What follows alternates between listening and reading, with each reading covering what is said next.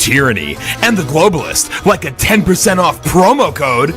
Meanwhile, your favorite influencers are busy jet-setting to galas and balls for 20G a pop, selling you miracle powders and apocalyptic backpacks, while we're over here in the trenches, armed with nothing but a mic, a busted laptop, and a Wi-Fi connection that's one angry squirrel away from collapse.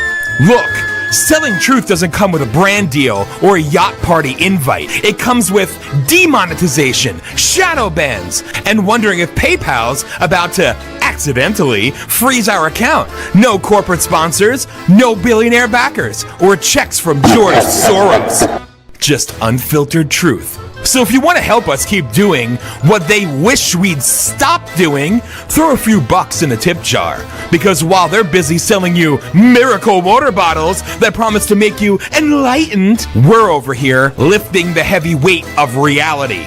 So smash that donate button. Let's show the world truth doesn't need a filter or a fake tan. It just needs people who are fed up with the BS. Oh, and don't forget, use our promo code TRUTH for 10% off our upcoming End of the World spandex thong. Coming soon, because why not save the world with style, right?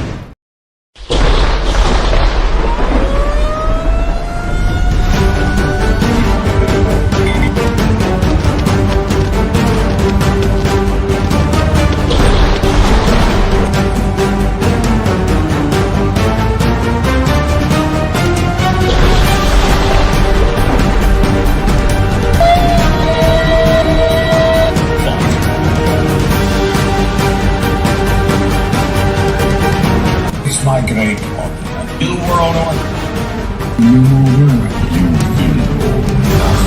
Would you really have justice? These mugshot taken. And I will never stop for you.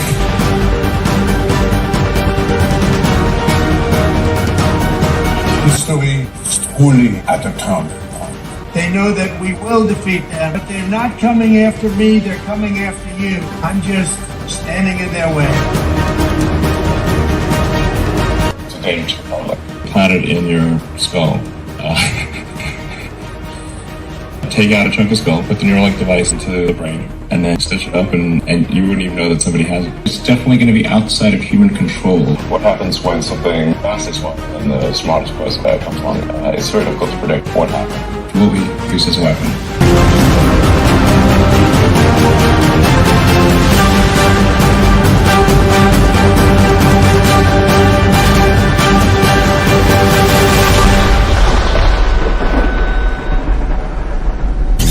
This show is loud, crass, in your face, and talks about something no one else will speak of. It's called The Truth. Welcome to PolitiShock, the show that shakes the very foundations of the establishment. Broadcasting live since 2007, with millions tuning in every week. We're here to expose the lies of the New World Order, the military-industrial complex, Big Pharma, and every corrupt institution trying to silence your voice. This is not safe for work. 1,000% pro-liberty, pro-Trump, and pro-America first. Get ready for 3+ hours of uncensored truth bombs as we tear apart the liberal narratives and the globalist agenda, because we're here to fight back against Agenda 2030 and the depopulation plot that's creeping into our society. Dismantling the lies. This is PolitiShock. Brought to you by MyPillow.com. Use promo code VOPUSA or call 1-800-822-5206. Now, here's your host, Dan Smariglio.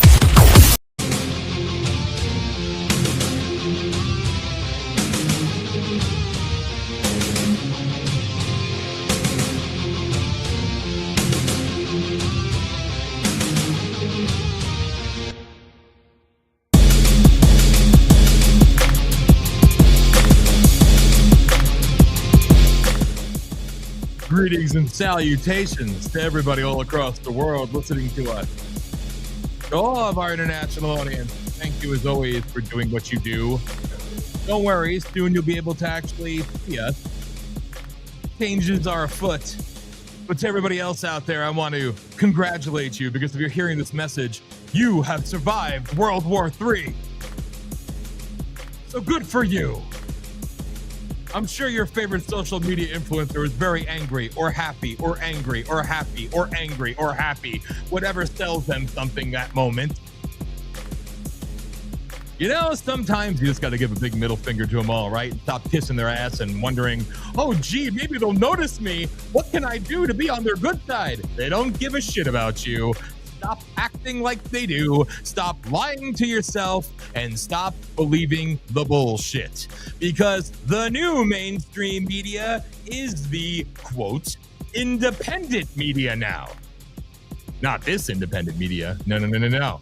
You see, some of us have been doing this long before there was a President Donald J. Trump in politics. Some of us have been doing this for damn near 20 years. There's another one's out there been doing it longer, of course. Hi, everybody. Am I looking bigger than usual? I don't know. It's kind of bright, right? Whatever. Hey, I'm never going to look good, so deal with it. My camera angle's a little funky, but that's okay. I'm scared to touch that thing. So, people, this is PolitiShock. I am Dan Sbriglio. You're listening to The Voice of the People USA Radio and Television Network, coming to you live every Thursday night at 9 p.m. And, of course, the website, VOPUSARadio.com, VOPUSARadio.com. And if you're listening on the Rumble, then I ask you to please don't just listen. Follow the damn profile, if you'd be so kind. It only takes a half a second. Everybody listening on X, if you're able to, at VOPUSA Radio or at Dan Sbriglio, for the 30 people who could listen past the shadow bans that I know no longer exist, hey, kudos to you, but thank you for joining. So I am very, very happy because obviously, my bunker here in northern Maine survived the obvious nuclear war we were all engaged in. And, I feel so much better now. And social media tells me it's okay. I could breathe easy. But don't worry. They violated the ceasefire. Oh, they did it. Oh, they violated the ceasefire. Oh, they did it. Oh, they violated the ceasefire. Oh, they did it. Oh, my God. Seriously. You people need to shut the fuck up. My apologies for cursing so soon. But damn. When I make a comment when I'm on the X, the home of free speech. And I don't say anything about the, the strike on the Iranian nuclear facilities. But what I do say is that, that dumb paid for nothing Gamergate freaking overrated, hyped up psyop freaking loser Candace Owens, she's telling soldiers to dishonorably discharge themselves. Get dishonorably discharged. It's pretty special. And I thought that's a stupid ass thing to say, coming from a stupid ass person who some people seem to think is some, expert voice in what? I don't know. Marrying up, sucking the right boop to get ahead. I don't know. She's pro-Trump, she's anti-Trump, she's pro-Trump, she's anti-Trump, she's pro-DeSantis, anti-DeSantis, pro-Vivek, anti-Vivek, pro-Trump, anti-Trump. Like it's so freaking disgusting. And people literally sit there and they focus on this. They're all sitting there taking their screenshots and who's good, who's bad? Oh, some of us just sit there like, hey, could you all go fuck yourselves, please? Because honestly, you sound like a bunch of whiny, petulant little bitches. I support our president. I do, and I understand there's going to be some things that he does that I may not agree with. But overall, the good outweighs the bad. And I'm cognizant of the fact, and I know this to be true, that I am not the president, nor are you, nor is the social media world. And perhaps instead of Monday morning presidenting, instead of quarterbacking, maybe you should shut the fuck up and let the man do his job. How about that? I have some faith that we're not going to be involved in a war because I don't like any war. I want every damn troop to come home to America, bottom line. And as far as Israel goes, no, I don't give a flying shit about Israel. I really don't, And why? When I say Israel, I've always been the one trying to correct the narrative because everybody's like, oh, Jew, Jew, Jew, Jew, Jew, Jew, Jew, Jew, Jew. I've said this time and time and time again. And I'm going to shut up in a minute because we have a really awesome guest joining us tonight. But, and I apologize to the man, the myth, the legend, who I literally met just last week. And instantly it's like, where has this man been my whole life? He's like my spirit animal. So Pastor David Lowery is backstage, and he's just getting, introduced to my loudness and my brashness and my pretty face on camera. But, anyway, I just got to say, the Zionist intelligence state is a very real thing, just like our intelligence state is a very real thing. And I want all the intelligence states to freaking die. Okay, they propped up, they put the Ayatollah freaking goat fucker Khomeini, they put him in place in the freaking 70s in Iran, and all the people went from being free to living in servitude and everything else. I know the dumbass lobotomized libtards of the country, they want to show their support for Iran. They put on, I love when the women screech feminism and they put on burqas. Oh my God. Like, you are the wet dream of the globalists. I swear to God, they just count on you being that stupid. You never disappoint. But again, my problem isn't with the left, because we know you're fucking morons. It's the right side of the aisle, if you will. It's the right side of the aisle that honestly are some of the dumbest, most flippant idiots I've ever seen in my life. And I cannot say it enough. Not the real ones out there, but the ones who have some form of presence, if you will. It's just so sickening. So yeah, should Israel defend itself? Yup. Should we defend Israel? I don't think so. I think we should defend America. I think every single troop all around the world should come home. And if you attack us, we destroy you and leave. Kind of like what he did with the freaking nukes at Iran. Fly in, bomb that shit, done. Now Israel can't say they're 26 hours away from nuclear weapons. They're 48 minutes away from nuclear weapons. We've heard this shit over and over and over again. And do I care if Khomeini gets killed? Nope. Do I care if any of those radical Ayatollah scumbags get killed? Nope. I'm saying, hey, right now to the Iranian regime, I'm sure somewhere in there you have a Mossad agent up in the mullahs level, because they're everywhere. They sat next to the Taliban, but that makes sense. Taliban, Mossad, CIA, you're all one and the same. So I'm sure somewhere you have somebody implanted, but you may wonder, why aren't they killing the guy? Well, they don't want to do that. They need to keep the wars and the enemies going to feed the military machine, the military industrial complex. Got to kill people, kill people, kill people. It's what they do. So to anybody else out there, have you heard of Operation Valkyrie? There's got to be some smart person out there in that vastness of the world of Iran that is somewhere atop of saying, hey, if I'm going to go martyr myself and go to my 75, 80, 70, 155 virgins, maybe I should make it count. How about that? Some Iranian women are pretty. Perhaps you want to see their faces. So take the motherfucker out. How about that? Is that wrong? Is that hate speech? Or is that just one American's opinion? I don't know. But you know what? If they're talking peace, great. Good. Because I prefer more peace. All right? Less wars, more peace. Stop feeding the machine. So there you go. There's my take. And some people are like, oh, that's a shit take. What's a shit take? That I said that we should not tell soldiers to dishonorably discharge because it will destroy their lives, you stupid sons of bitches. And in order to do so would be abandonment and would technically make you a criminal and get you locked up. See, stupid people who pretend to be so smart like to say these things and talk out of their ass like to know what the fuck they're talking about. But of course they do not, because they're freaking morons. They have no sense of reality. So, yeah. So if somebody says that's a shit take, whatever it may be, I'm so sorry that I offended you.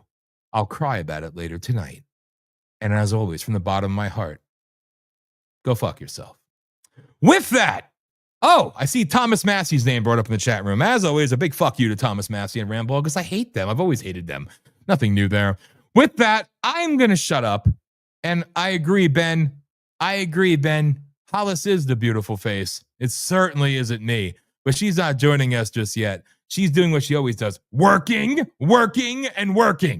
So, and I see Joe in the chat room. We prayed like crazy for you, sir. I'm so happy you're doing good. God bless you, brother. Welcome back. Shout out to the MAGA Lions. We love you.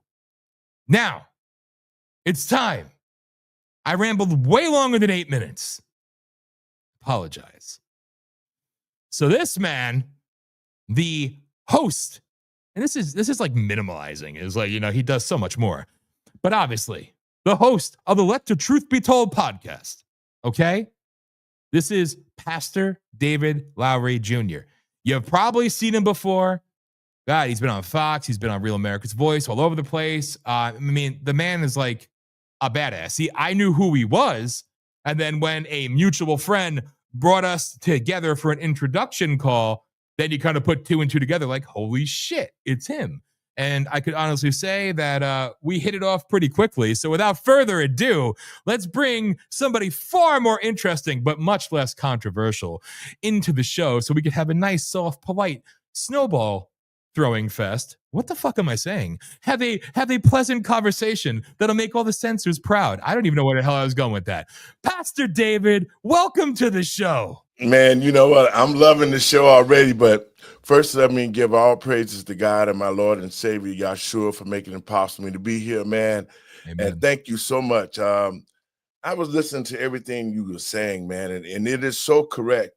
A lot of people don't like the way you say things, but you get directly to the point, and that's the same thing the way I am, man. I'm not going to bite my tongue. I'm a true American. I'm not going to sit back and watch what's happening to the country. And I think that that's what has happened to us as Americans. We forgot the pride. I'm not talking about the gay pride. I'm talking about the American pride. Men who were men and women are women. And that's where we're at in this country right now. So the American people and patriots across this country, this is a great opportunity for us to seize this nation back from the tyranny that we've been facing under the liberal side. I'm a Project 21 ambassador, so they got me saying, but it's the damn Democrats that's destroying the earth, man. And I'm telling you, we got to figure out a way, man, to keep our people in office because we're doing righteous work. And that's what God says. We have to do the right thing. Because if everybody did their job description and did the right thing, we wouldn't be in this mess. So it's guys like Dan, it's others out there, man, who speak up and speak out that we're starting to come together now. So it's an honor, man, to be with you, man. I love it. It's an honor to be with you, and don't mind me playing with my my camera there. It doesn't like me, but then again, what camera does like this face? I'm just saying. But no, you are spot on, and I've been pretty good for the last little bit. Hell, I went 6 weeks without cursing at all, and sometimes you just have to wonder. You sit there and you read all the crap people, I don't like the way you talk. Let me quote somebody who says, well, they like to say, well, you're running for Senate. Should a Senate candidate talk like that? Well, I'm sorry. I have free speech. I fought for it. And maybe I don't give a shit what you think. But to quote a politician, they don't know what the fuck they're doing. Yes. Thank you yet again, Mr. President. Thank you. So, you know what, Dan, let me say this. The society now, especially in the Black community, Yes. they got the everyday Black person think that you have to have a college degree just to be a politician, man. And I'm saying that that's sort of bullshit because you keep people under control, you keep them scared away from it. And then you don't give them the knowledge on what to do. See, that's what's failing in our community now. And I think when President Trump came in and we here in Illinois voted 47%, it was because we was putting messages out just like what you're doing. They said, they wanted to call me the cussing pastor because I said fuck or shit, and it's like I'm expressing myself, and that's what this country is about. So, it's guys like us that's going to open the doors in the eyes of the people. And we have to. The politicians today, they do not have a clue on how to run the country. It's a lot of educated fools. That's what my father used to call them. Say, man, they educated fools because they don't have common sense. You would think that all of these great degrees, these PhDs, and all of these people that have gone off to school, that they would understand the dynamics of a country and how it's ran. But they don't, because on the Democratic side, it's always been about homosexuality, the money, the control. It has never been about the American way. And I think Black people woke up. We put a lot of messages out there, man. Black people woke up and said, hey, look at our situation. Look what Barack Obama did to us. He was the worst president of all time. Look what he did. He decimated the Black community and uplifted the gays. And so now with this whole situation with the illegals here, man, the black community is fed up. You know, we tired of being stepped on and stepped on. But I keep telling it just like this. See, black people spend more money than everybody. And everybody, I don't care, you can be Habib down the street, blah, blah, blah, blah, blah. He down at the gas station. You got Charlie Chink over there, he getting the hair. I mean, the black dollar is so powerful. The only problem it is black people are not making it and then reinvesting into themselves. See, Amen. that's what I've been telling. I believe in the teachings of Martin Luther King and Malcolm. I'm a mixture of that because I understand the peace side of it. But on Malcolm's side, he said, be self-sufficient, own your own stores, reinvest into yourself, get rid of the damn welfare, man. I'm telling you, when Lyndon Johnson said, if we give the niggers welfare, they'll be voting for 200 years. You see, black people lost their pride because it used to be if you made a statement like that, black people would come out in numbers and raise all sorts of hell. Yep. But now we don't have that anymore. We got a lot of kids, man, that are growing up. They don't have fathers in the house.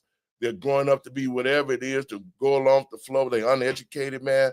So we have to now start training black leaders. You know, we can't continue to keep these old guys in like Bobby Rush. He was a congressman for 30 years and never did nothing in Chicago. You know, the list goes on. And so what I'm trying to do is motivate our young people and get them to understand, use common sense. These are the instructions to the game, and give them those instructions, man, and then open doors for them, man, so that they can take the next level up, because that's not what's happening. We got black politicians, man, won't pass down open no doors, especially here in Chicago. You would think that it's predominantly black in all the major cities, New York, Philadelphia, Chicago, Atlanta. You would think that all those black political leaders would have band together and the black community would be prospering. Hell, it ain't. It's worse than it was when Dr. King was in office, because there's no progression of done. Yeah. Our communities are still war zones. We got black politicians sitting up in office. They all sitting around. They don't even come and see you when it's time to get elected. They divert money. They put money in the pocket. And the real problem is this. What I've noticed in the black community across the country, and you can check this out, the fraternities and sororities, who are the black Greeks, they have gotten themselves positions in the schools. That's why you saw the homosexuality being accepted in the schools with our kids. They're in the black community. They're getting mayor spots, alderman spots, state rep spots, and they're taking the money, and their ideology of it is, we're going to let the old black community die, and we're going to pull all the money and economics out of it, and we're going to go create these new gated community Negroes, and so that we can raise our children up. And so I've been telling a lot of the grassroots people, not only in Chicago, but across the country, we have to get back into politics. Those street organizations, GDs, BDs, Viceroy, Stone, Bloods, Crips, those are the backbone, and that's the army of the black community. Now that they're not fighting each other, they understand, because the Bloods and Crips, they lost LA. What happened? You don't hear about them no more, do you? Nope. And that's because they came to the black community and took it over. And that's what Kamala Harris and Joe Biden them did when they got when they stole the presidency. That's when they did the same thing: open our borders, let it flood with all these illegals, killers, murderers, terrorists. Our country is so full of that. And so we now, the people, we have to really stand with President Trump and get these people out, man, because when the Iran thing went down, I was worried about the sales, because they are here. They're in our country sitting around. They're waiting. They let in. You know, so we the people, man, we got to be one people. It can't be no more, well, I don't like you because you white. I don't like you because you black. Are you a Chinese? No, we want America, man. We know the enemy. The enemy is against us, and that's the Democratic Party, bro. And until we understand that, God's not going to bless this country. Because we turned away from God. I mean, God is there for us. We have to understand this. When we allowed the president, Obama, to instill the homosexuality, that was in the direct conflict with God. And then they came up with COVID. COVID never was about COVID. COVID was a covert operations to destroy the church, to destroy the family, the structure, and then to top it off, to institute the transgender world. Yep. And so this is a spiritual war. And people be like, oh, Pastor, no, the hell it ain't. It is what it is. What you see with your eyes, that's what it is.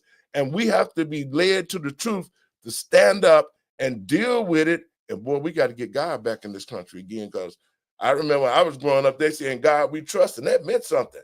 Yep. It meant something for me to put my hand over my heart and pledge allegiance to the flag of the United States of America. That meant something. And that's the pride that I'm telling the American people and patriots across this country.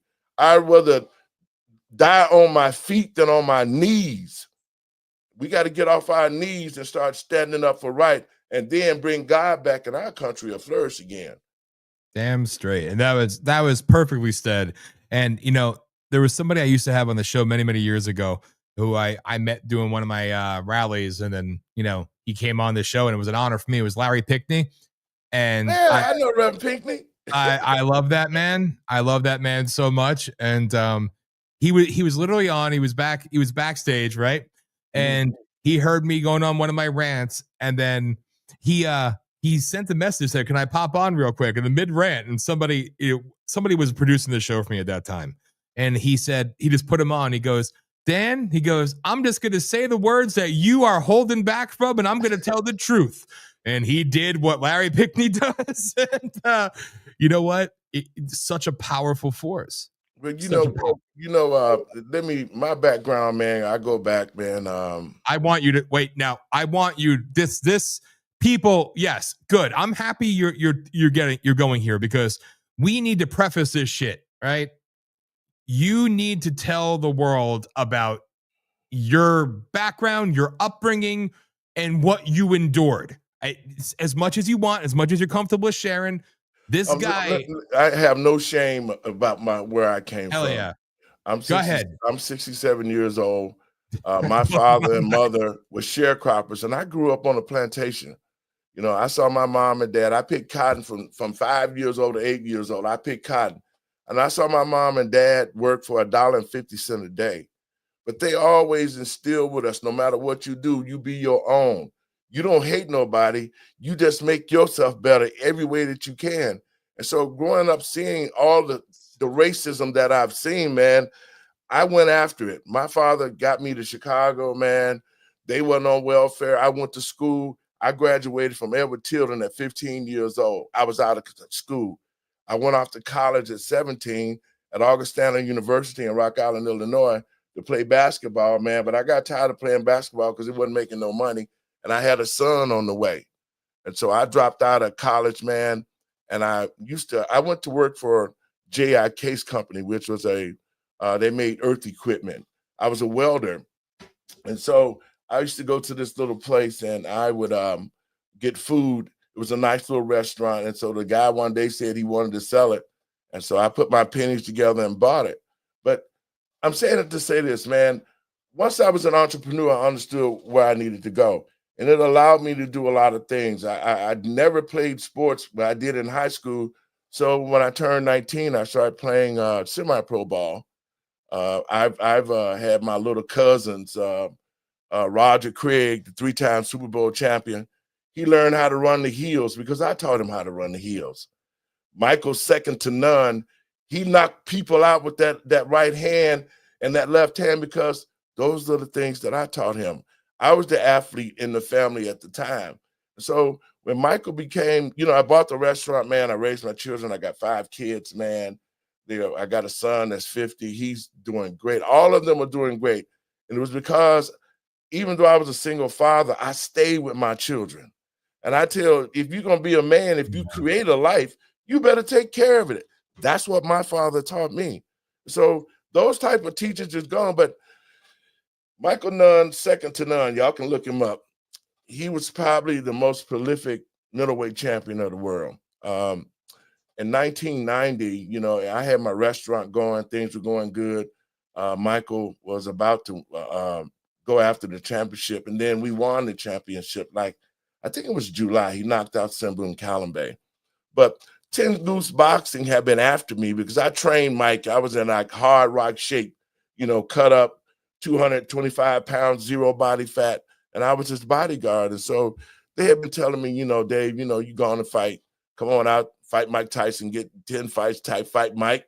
And after that, you're a millionaire. So I was trying to wrap my brain around it because Mike Tyson was knocking niggas out. And so, I came to the grips. I said, well, if I get knocked out when I wake up in the morning, I'm a millionaire. So, I talked to the wife and she said, okay, do it. The night, December 7th, 1990, and this is how I became a pastor. This is amazing, people. Pay attention. I was at the restaurant and we had a double-decker restaurant, and upstairs they was preparing food for. I was going to make the announcement about being a pro. I had people there from all parts of the country that I knew that was supporting me. And so I heard a commotion going on downstairs in the lower floor. So I went down there to see what was going on. And then there was some guys in the game room fighting over a pool table. And so my father went back there and, he was trying to tell them, please leave. And, them Negroes got all upset, man, and they jumped on him. So I jumped in the middle of the fray and I grabbed them and, throwing them out, man, had them threw them out the building. And in the meantime, my father came out behind me and he stood behind me and he had a 357 and he had a 38, both long barrel. And so the guys got into their car. And when I turned around to Dad, I said, come on, man, let me buy you a drink. I'm about to make the announcement. He was bringing the 357 around to reholster it. It was cocked. The gun went off and shot me in the heart. I mean, I died instantly. I was frozen. So I'm gonna tell you, when you die, time freezes. The only thing that's gonna be moving is you. And so I realized I'm just like I'm talking. I could see everything. Nobody could hear me, just like in the movie Ghost. And then I saw my body frozen at the door. And I called on the Lord, and he came and got me. And he gave me a list. He said, you know what? I need you to stop drinking, getting high. I don't want you to do nothing else, because I always been into the church. He said, I've been calling you. I was like, yeah. He said, I need you. You stop all that street stuff. He said, I'll give you a chance to live. And, quite naturally, who's going to turn down God, okay? So I said, hey, man, hey, you know what? Yeah, I'm going to do whatever you say. And when you make a promise to God, he'll make it happen for real. So, I'm sitting up here thinking, wow. He says, okay, well, I'm going to send you back, but just remember one thing. He said, they're going to tell you you're going to die. People are going to be telling you, the doctors, everybody going to tell you you're going to die tonight. And all you have to do is tell them, God told me I wasn't going to die tonight. So that was pretty simple. I'm a logical guy. I said, I can do that. And so he put me back in my body, man. And this is how bad I was. When I got back to my body, man, I was crying tears. Blood was all coming out my mouth because I didn't know my heart was injured. I didn't know that my lung had exploded, man, because when you get shot, it's happening so fast. You don't know how bad you're damaged, And I didn't know that the bullet went in, and then when it hit my ribs, it split open and shrapnel backlashed across my body. I didn't know none of that. All I know was God said I wasn't going to die tonight. So, man, I got to the restaurant, man. People were screaming and hollering. I probably was the calmest person there. And I just thought, I kept thinking. So by the time my dad got his head together, he got the truck. And so we drove up to the hospital. And I got out under my full control. I got out, went and laid on the operating table. And all I kept thinking to the doctors, I kept saying, man, can you fix me? Can you fix me? And so when they came back and gave me the diagnosis, they said, well, you know what, your heart, it's been damaged. He said, your lung is gone and your ribs are broken and it looks pretty bad. I said, well, doc, you do what you can do, but God said I wasn't going to die tonight. So they looked a little shocked. And so the specialists all came and they were standing around and they were trying to figure out, how could they save me? Because if they cut me open, I lost so much blood, I would die on the operating table.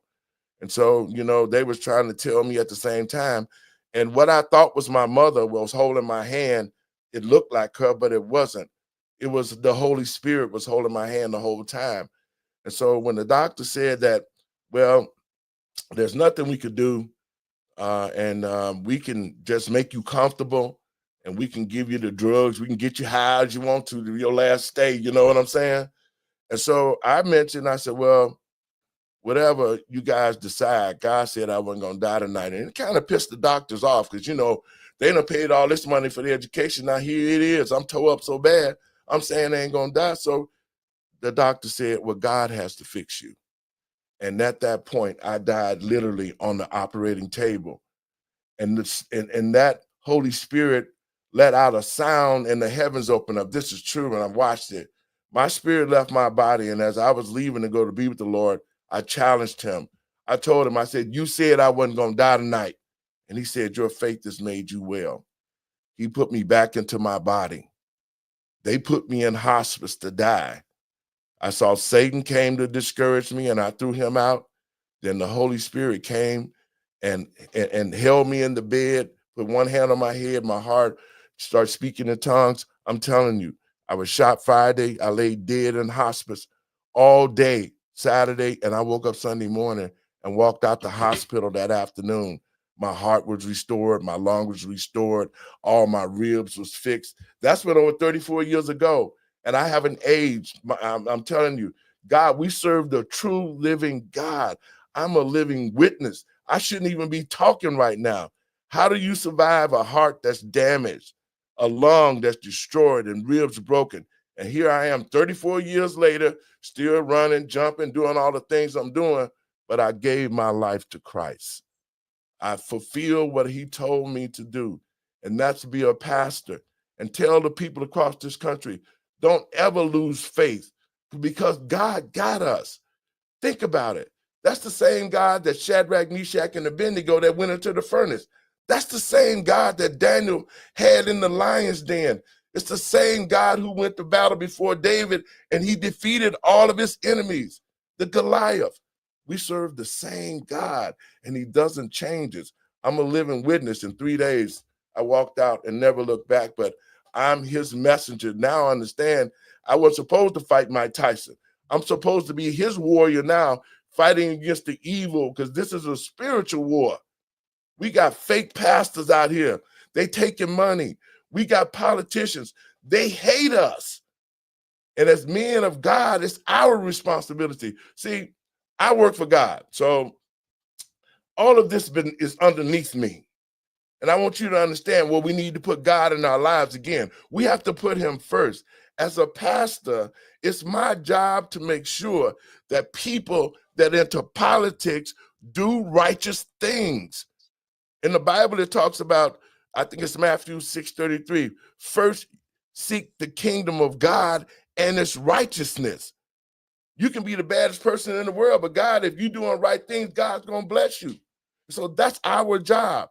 There shouldn't have been homosexuality in the school. Pastors should have got together and said, no, that's not happening. We should have never seen all this transgender. These wars that are going on, it's the men and women of God who say they love God through Christ. It should be us standing up and saying, we can stop this war. We should be in support of the president. The Iran and Israel have been fighting over 1,000 years, and it's the same. But we here in America now, we need to understand one thing. We got to get the unrighteous people out of office. Ephesians 6 says, in the last days and times, you will have to fight against dark spirits and principalities in high places. That's what we got right now. We got evil in these mayorships. We got evil in the White House before President Trump got in there. I'm going to call it the way it is. It was evil for Barack Obama. All of them who did not love this country and love the American people enough to make sure that we are first, like President Trump is doing, they're our enemies. So working for God, I have to tell you this. I don't worry about what man can say because God can fix me in 3 days after being dead. I'm telling you, that's the faith that we have to get back in this country. That's why we have to recreate what God made. He made man and a woman. He didn't make all this other stuff. And when we turned our face and said, okay, you know, we can accept this, that's what the enemy wanted. That's what the enemy wanted us to accept what he's putting out there.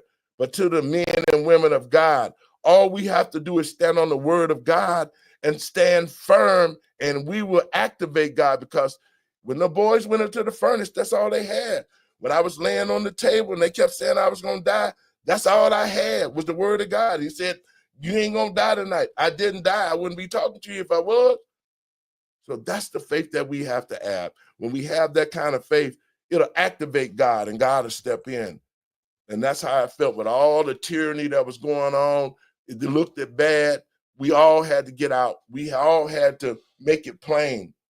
And as a pastor, I would tell them brothers on the streets, I was like, look here, man, in our community, we have nothing. We have nothing. We own no stores. We own no banks. We don't own our schools. We own nothing but problems. And under the Democratic leadership, it was supposed to be that way because they made it that way. So I know right now, God is saying to us, come back to me and I'm going to fix this. When he put President Trump in there to stop all of this, because who survives 2 assassination attempts? Nope. See, people don't understand it. It was his time to step in and bring us back to a place to where we can get God first again, to the American people, the patriots across this country. That is our saving grace. That's all we have to do is simple. Let us put people in office that are going to do righteous work. Because how can I expect you, and you're a demon? How can I expect a demon to be right by me and I'm a child of God, or anybody else? So that's why I say, they say, well, oh, pastor, the church and politics, they don't mix. And that's correct, because the church is way above all the politics. Yeah. And it's our responsibility to set the tone and to get God's commandments back into the people and let the Holy Spirit lead us and guide us, because the future is bleak for our children. They don't know nothing about God. That's why they're killing each other. That's why they're on the drugs. We haven't been teaching them. And until we as men and women of God acknowledge our fault and ask God to forgive us, once we do that, he'll pour the Spirit out on the land, and you'll see God in America again. And this country will be great again. I can guarantee you that. That was powerful. And I'm so happy you shared. And I'm not going to ask him to do a striptease now, but believe me, when the first time talking, he's showing me the scar. They're like, oh my God, literally. I mean, that's a huge praise God moment. I mean, but that story is empowering. And that's why I appreciate you. You see through the facade, the lies, and I shared with you before I even knew, but I always said Dr. King and Malcolm X were 2 of those people that I admired my whole life. And Malcolm X, again, who did he warn? Who did he sent out many warnings? He put out many warnings, but specifically the white liberal. That's what he said. Yes. He said 60 years. He said this. Yes. Malcolm said this. I watched some of his speeches, and he talked about the liberal. He said the liberal will deceive black people into thinking that he is his best friend. And when he does receive it as a best friend, he'll destroy him every way that he can. That's why they wanted Malcolm out the way, because Malcolm was waking black people's senses up. Because when you look at it, and people talk about reparations. Now, I'm gonna say this. I do feel that the black people need reparations.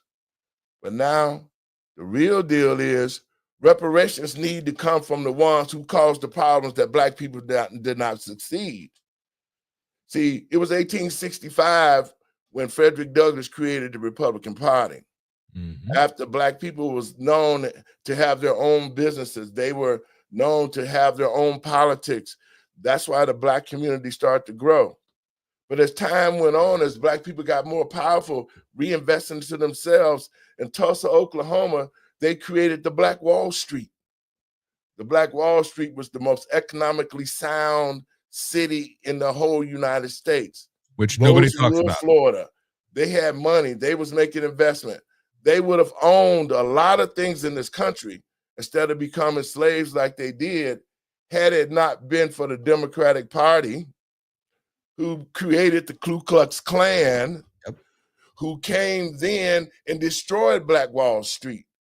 They destroyed everything that black people had that was making them money so that they could take their money and keep them under control. So if you're talking about wealth, let us look at the party that did that. That's who need to be paying reparation. It's the Democratic Party. It's the Amen. Klan. It was those people who destroyed the vehicle and the economic engine so black people could be self-sufficient. And that's what I'm telling black people. I get tired of watching everybody, you know, they getting these programs with the government, you know, all the welfare and all like that. My parents didn't believe in that. They believe in getting off their asses and working. You know what I'm saying? But that was used as a dependency. So right now, what we are seeing, this whole thing about reparations, I feel that's the Democratic Party who destroyed these engines, economic engines. They're the ones who should pay up, and we should be at their door right now saying, it was you who did this, you need to pay for it, and that's what black people need to understand. That's what we need to be at. And yet, a lot of black people voting for them because somebody told them to, which was, you know, that was a lack of knowledge. But, you know, that's what the Democrats have done. They have really pulled the wool over black people's eyes for 60 years. But I know for a fact that that's changing. And you will see that in elections going forward because we're not just doing that no more, man. Damn straight. The Democrats, the black people, when Trump got 47% in the state of Illinois, they shook right now. And, you know, I'm running for mayor of Chicago in 2027. Yes. So right now, they shook. They saying, you know, where did he come from? I'm a Chicagoan. I grew up in Chicago. I seen Chicago at the height. When I went down to the store, it was a black person in the store. The dollar circulated in the black community. I didn't have Habib down there, the store stinking, selling them bad goods. And you go in there, they watching you around the store like you want to steal something. Then they want your money. I have a problem with that. It's just like I was saying, even it was a friend of mine in Chicago named Tyrone Muhammad. Y'all might have saw this. Black women going into these nail shops and these foot massages, and the Orientals are in there talking about them in their own language, you know, treating them bad. And it was a situation where the shop owner got into a dispute with one of our women, and he actually was manhandling this black woman. Yep. But lo and behold, a friend of mine named Tyrone Muhammad got drift of it, and we went in and he told him, said, check this out. Y'all need to find a place to go. And they took bricks and busted his windows out right in front of everybody. They didn't do it in the nighttime. We did it right in front of your face, because when you do it right in front of your face, that sends a message to you. They shut that shop down, okay? Now, you would think, and this is why I say conditioning is crazy. It was all over the internet, everywhere. So you would think that you would take a wave like that and you would go ahead on and create black businesses. Do you know just as soon as they could get the windows fixed, black people was running back up in there? It's the mindset. It's the conditioning. And so that's why I say when I take over as mayor, I'm not a racist or nothing like that, but those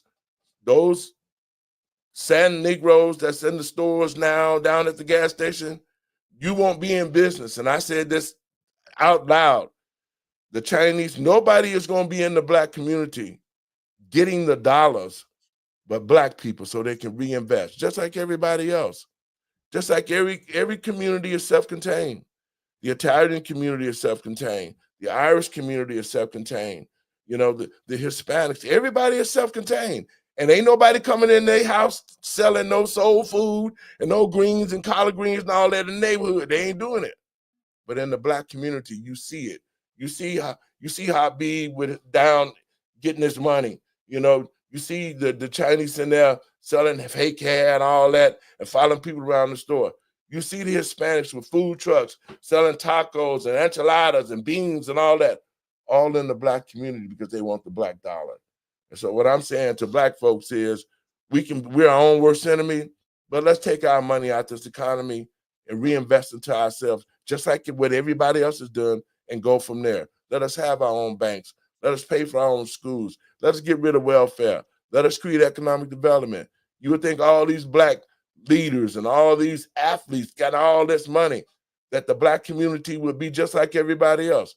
But it's not, because they are taught to walk away When you make $1 million, don't go back to the black community. Come on out here where I'm at so I can burn a cross into your yard and make you mad. You know what I'm saying? Mm-hmm. So that's what it is. If Black America takes care of itself, then everybody else would mind doing business with us. But we can't be getting welfare and they ain't working. We uneducated. We're killing ourselves. We got pastors and black politicians just sitting around and everybody looking at us saying, wow, why should we help them if they don't help themselves? And that's why I'm saying the black community needs to be self-sufficient. But we all are Americans. And so we should truly be trying to uplift the black community because we are all Americans. Now this whole thing with the migrants, everybody, they came after all of us. The Democrats came after us. I came after our businesses. They came after our families. They came after us. And they would have succeeded if President Trump hadn't gotten into office. That's why I'm telling people, man, I don't give a damn what they say. He need another term Damn to straight. straighten out the mess that the Democrats did. But I think the dress is up, you know, on the Democrats, and they look like a woman, but we know it's a damn man now, so they might as well put it on back down. Black people not going. So Yeah. we now just have to understand we all be Americans. We be one America, because this war against good and evil, man, I'm telling you, if we don't get past the skin color and the racism and the prejudice, if we don't get past what the Democratic Party did 4 years ago when they instituted all this crazy stuff, they used COVID, we need to stand with President Trump. We need to make sure that we, the people, be united, rebuild our communities, and kick all these illegals out of our country so that our children can have a future, man. I just heard I work with Numbers USA. Andre Barnes is a good friend of mine. And the last report that they had was there was a well over 1 million some jobs that went to American citizens. And that's because the borders are closed and these illegal workers are being put out the country. And that's what we have to do. We got to get them out so our kids can have a future and we can rebuild ourselves, and then we can help other people. But to the illegals, take your ass home. Yep. Don't be here. Don't be here waving your flag, talking about Venezuela and all that other kind of shit. No, then you take that and go home. But I saw a video where they actually saying, we came over here to get the money. And so the Democratic Party need to be brought up on treason. All of them should be tried, and if found guilty, they should be shot. They came to destroy this country. I agree 1,000,000%. Every last one of them. And if there's a rhino in there that feels the same way, same damn difference, because you are spot on. Like we spoke about, you know, hey, I could own half and half. I'm Italian and I'm Irish. Look at the last name. People have asked me, is that German? Look at those vowels. Does that look German to you? So let's talk about what happened to the Italians. Let's talk about what happened to the Irish. Why do we have all these history months, but we make Black History Month nothing more than a propaganda campaign? Because that's all it is, to try to radicalize and make people feel special and entitled. We share the same beliefs on Juneteenth. Oh man, you know what? When we was talking, see, you finna start trouble now. I'm sorry, I love it. Look, check this out, right? To the people watching the show. See, Black people been getting shortchanged a long time. Okay, out of all of the 12 months, we got February, which is the shortest month. We got 28 days, not 30 and 31. You know, and then the sad thing of it is this is what really, we got all these Black leaders in the country right now. And you would think that they would be coming together to do something positive, right? But they're not.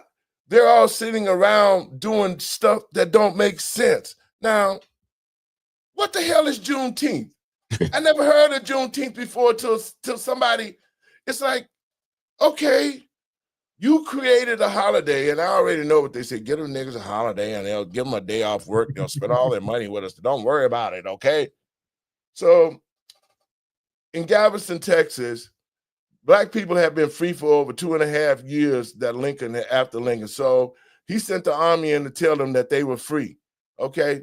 So how did that turn into a national holiday? How is it benefiting Black people? See, all of these foolishness type of holidays Well, you see black people out there, they come together for that holiday because everybody off work now. Everybody want to get some drink, some chicken, watermelon, all of that. They want to jump around, all that on that day. But throughout the week, you're not practicing being black. You're not talking about saving nothing. You're not talking about progress. So days like Juneteenth means nothing to the black community. And more black people need to understand it. So you got a day off work. But are our schools better? Are our children educated? Did they stop killing each other on Juneteenth?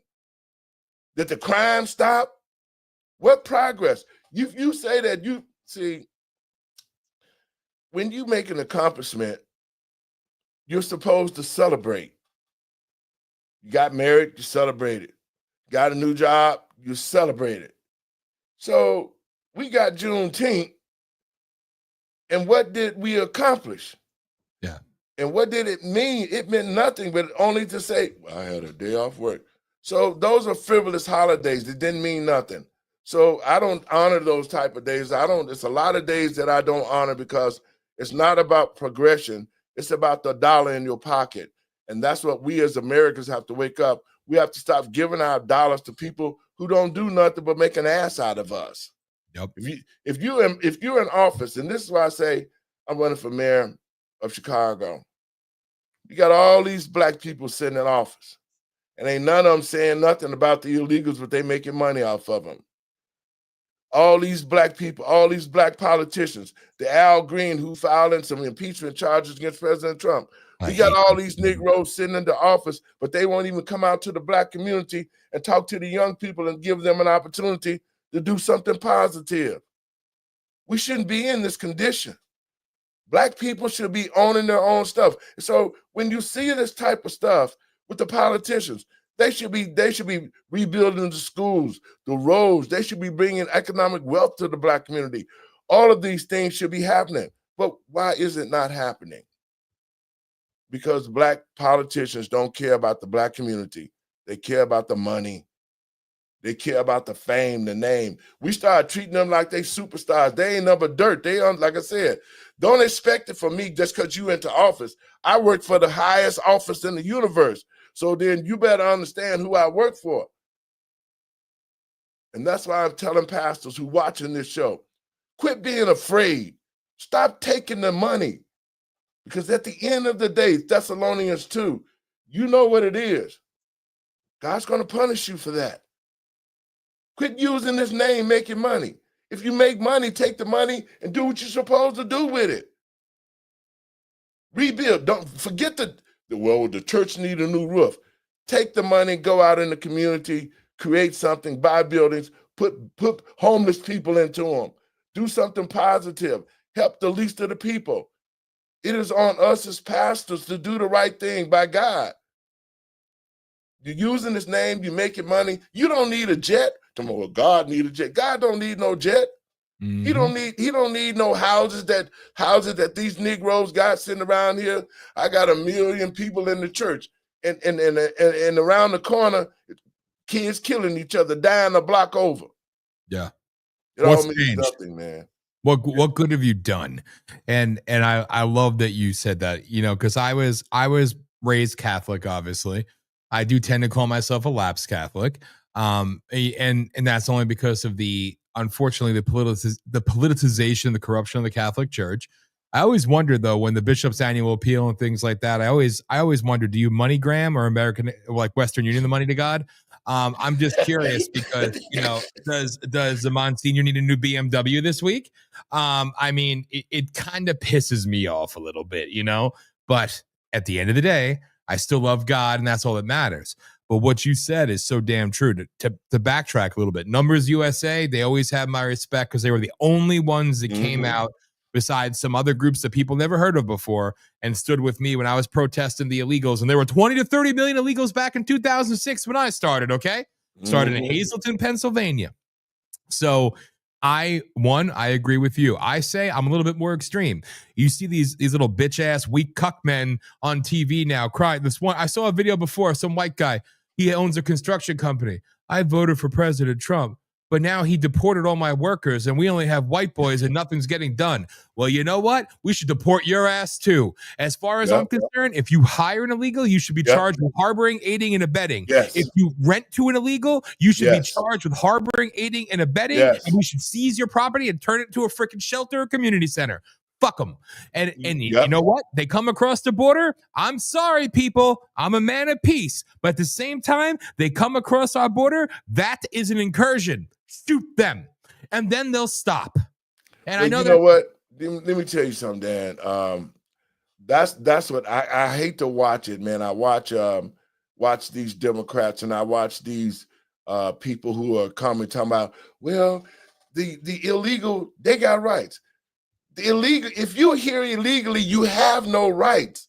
You know, we over the weekends, we watched illegals burning, tearing up cars, bricking the police, burning them up, standing on top of the cars, waving, waving flag.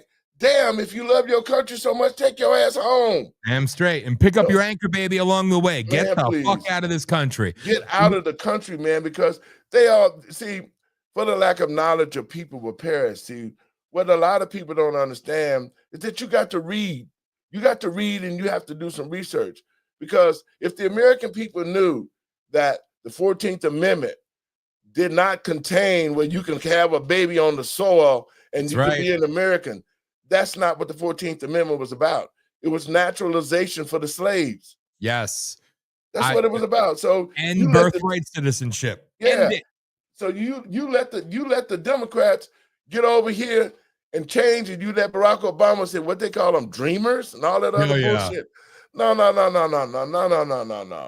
See, but those companies, Black Lives Matter, they made trillions off the American people. People giving money to them. They ain't give one dime to no black person.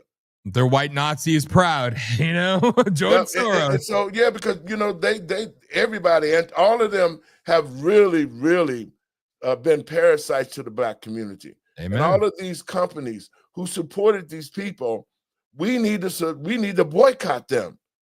If you hire the illegals, then we need to not do business with you. Yes. Because now you don't have them back. Now you're complaining that you don't have them, but they should have never been here in the first place.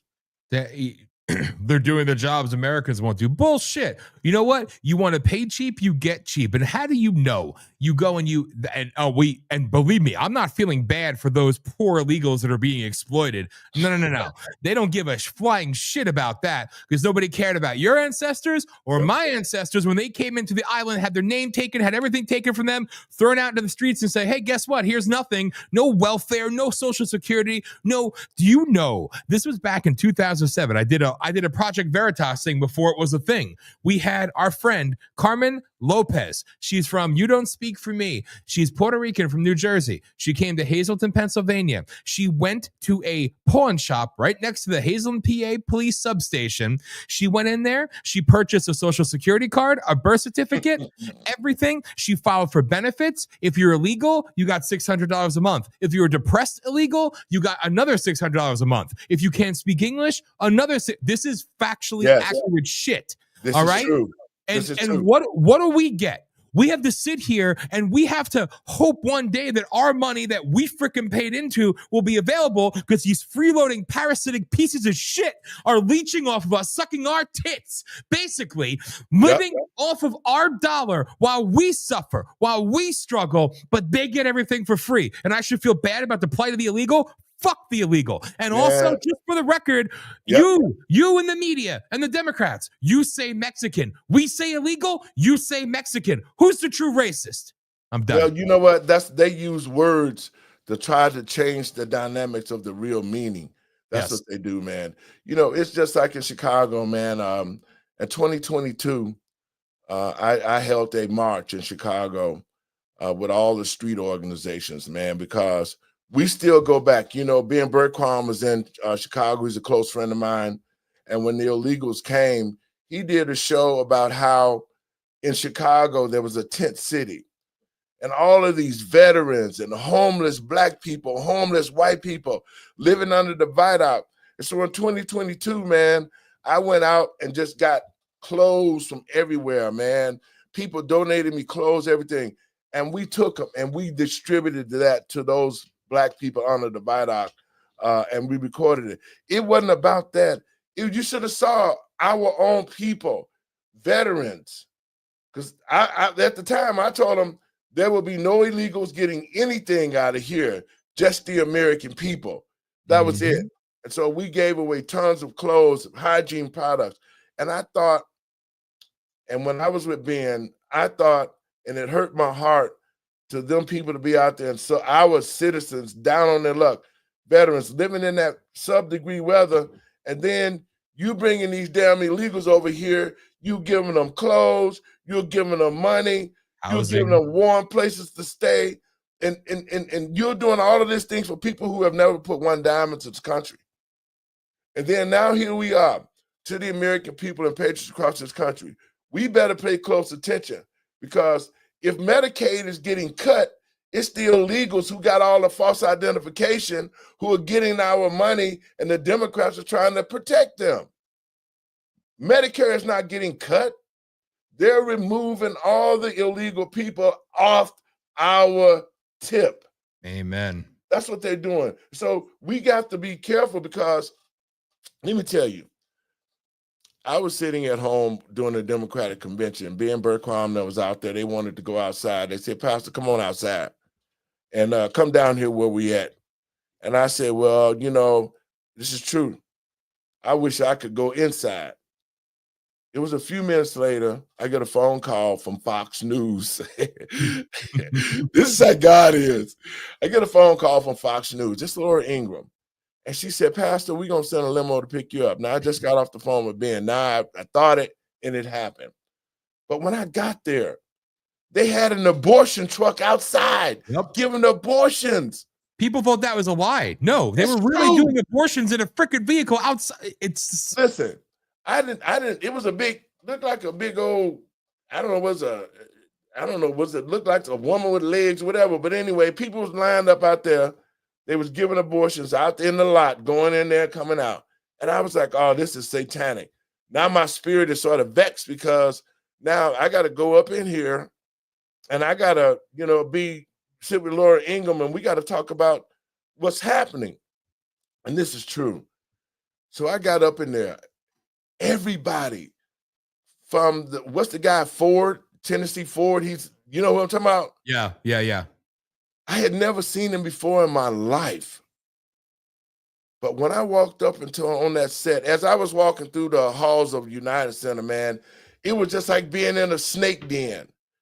Nothing but, it was just homosexual. See, that's what's done happen with the media. The mainstream media is nothing but homosexuals. You ain't got no straight person in there. All of the anchors, most of the people behind the scenes, all homosexuals. And when I walked in there, they looked at me like, what is the man of God doing in here? What is he doing in here? I mean, people was actually moving away from me because I was there to be on her show. And once that I got in there, and the first thing I said was, first, let me give honor to God and my Lord and Savior, Yahshua. Everything froze, man, and I could feel the dark spirit that was around me.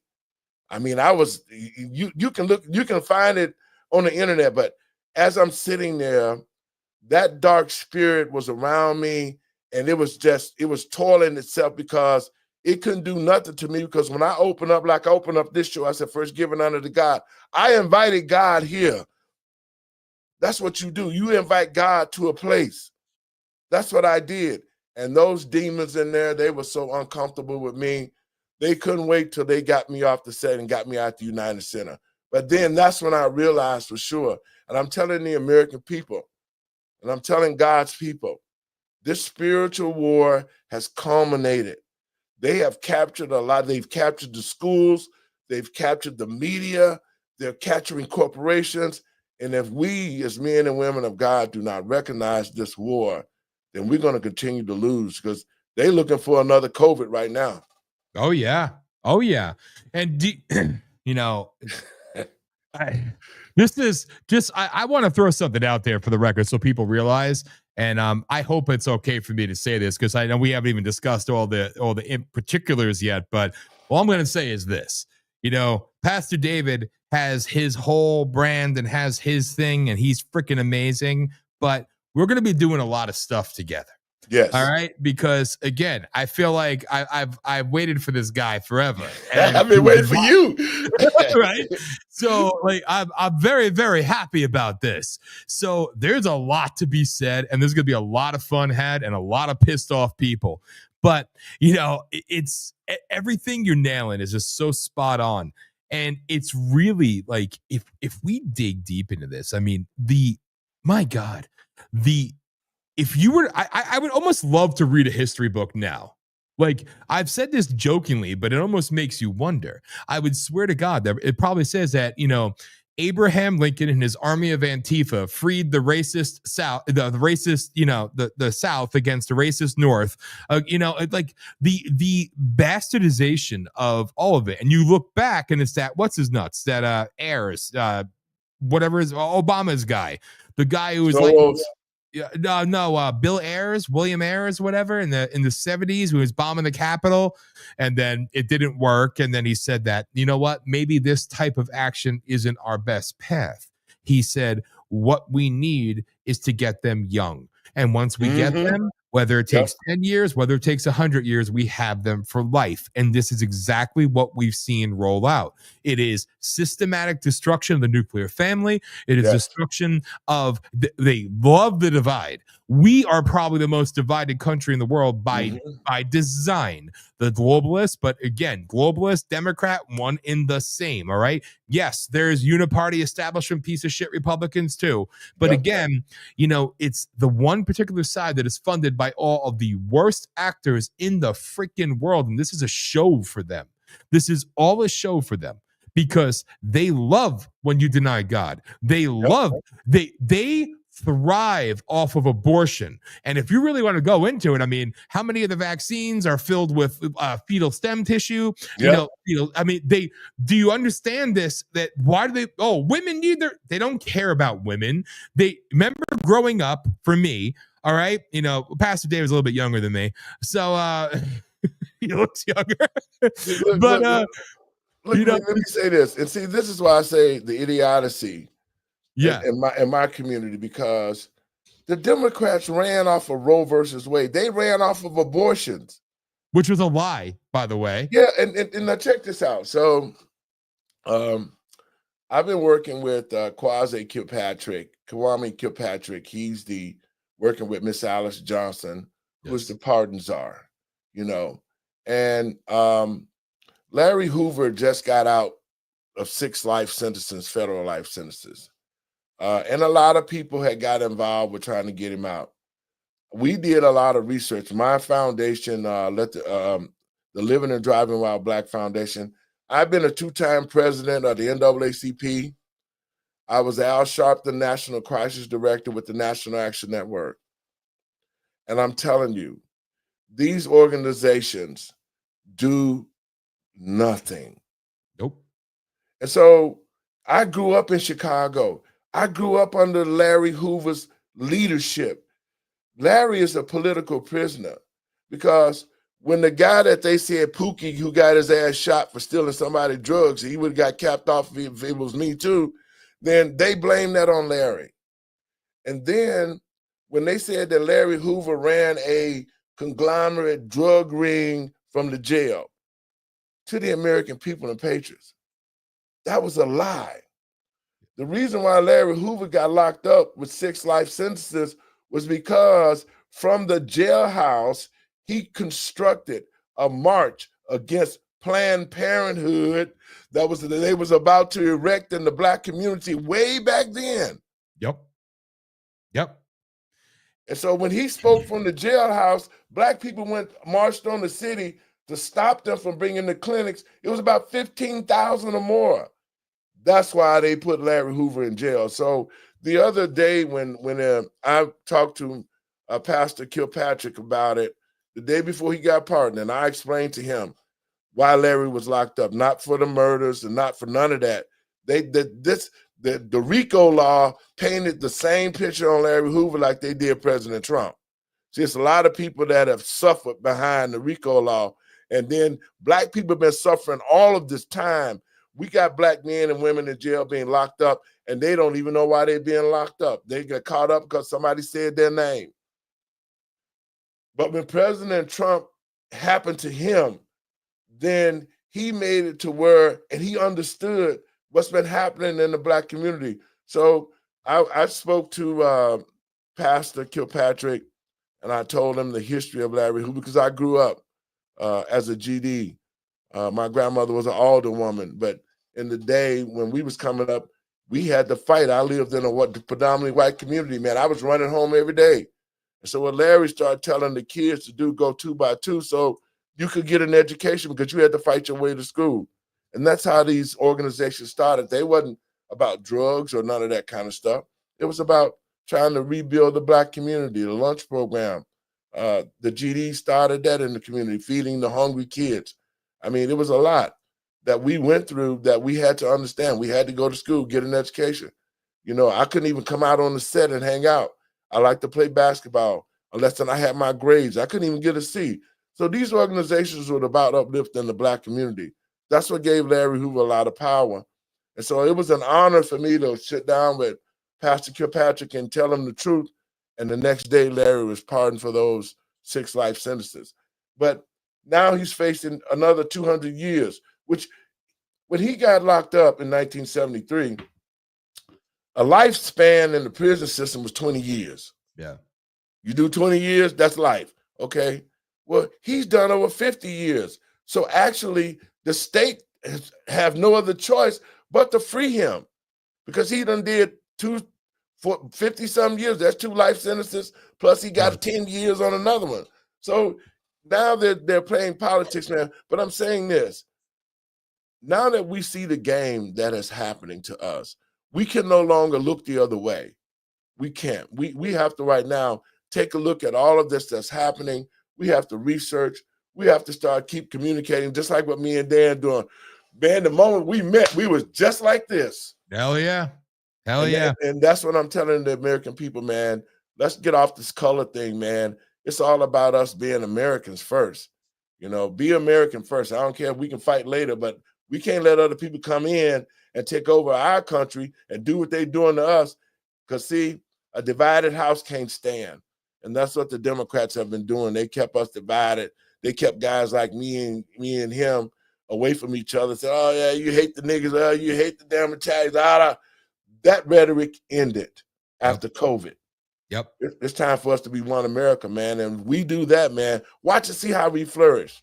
Watch and see how all our communities will flourish and how the family are starting getting back together. And that's what's killing us. They're trying to destroy the immediate family, a mother, a father, and children. They're trying to destroy our schools and make our children illiterate, because the new world order is saying we can't have smart people like Dan and Pastor Lowry and y'all listening to the show because y'all independent thinkers. We can't have that. We're the So enemy. that's why they attack us like they have. It's time for God's people to stand up, man. That's all. Perfectly stated, and I couldn't agree more. And that's why I cannot wait, because I don't want to put too much out there that our audience knows, because we're heard everywhere, that something big is coming, but it's about to be even bigger now. And you're going to know all very, very soon.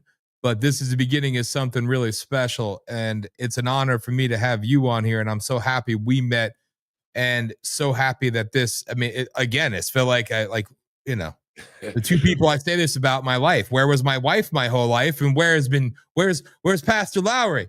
Like, honestly, it's like, it sounds a little gay, but I don't care. No, man. You know what? We have to understand, love for brothers is for real. Yes. And they ain't got nothing to do with no homosexuality. Because if you call me, I'm gonna show up. And you know what I'm saying? I'm gonna show up and I'm gonna fight like hell, and vice versa. And we have to take a page from athletes.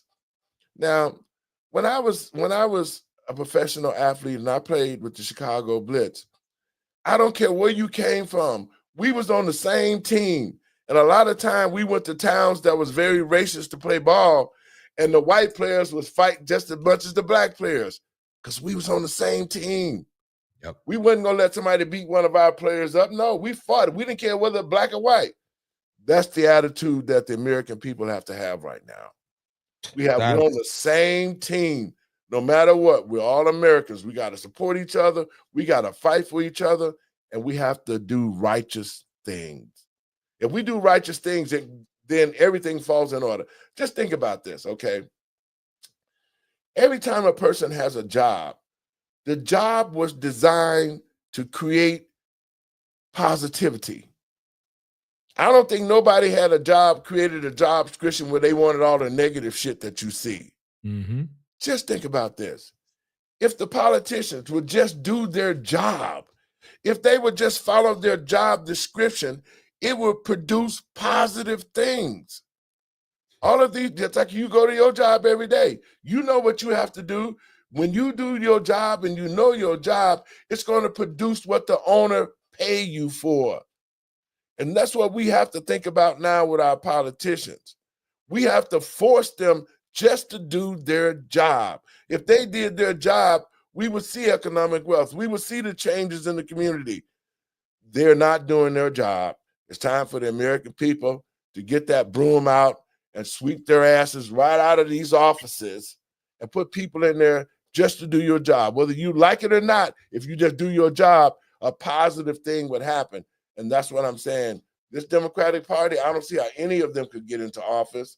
I don't see how, after what we saw, what they did to this country, I don't even see how any of them could even be talking out of their mouths about how they love this country when you really hate it, man. So we really right now, we got our work cut out for us, but we are going to bring this country back. We're going to bring it back. I don't care what you say. God is not going to be mocked. And he gave us this country through Christ. And so we have to stand up. He said, greater works that you should do after I'm gone, and I send the Holy Spirit. Every night, even tonight, I'll be praying to God, pour the Holy Spirit out on America. Pour it out on America.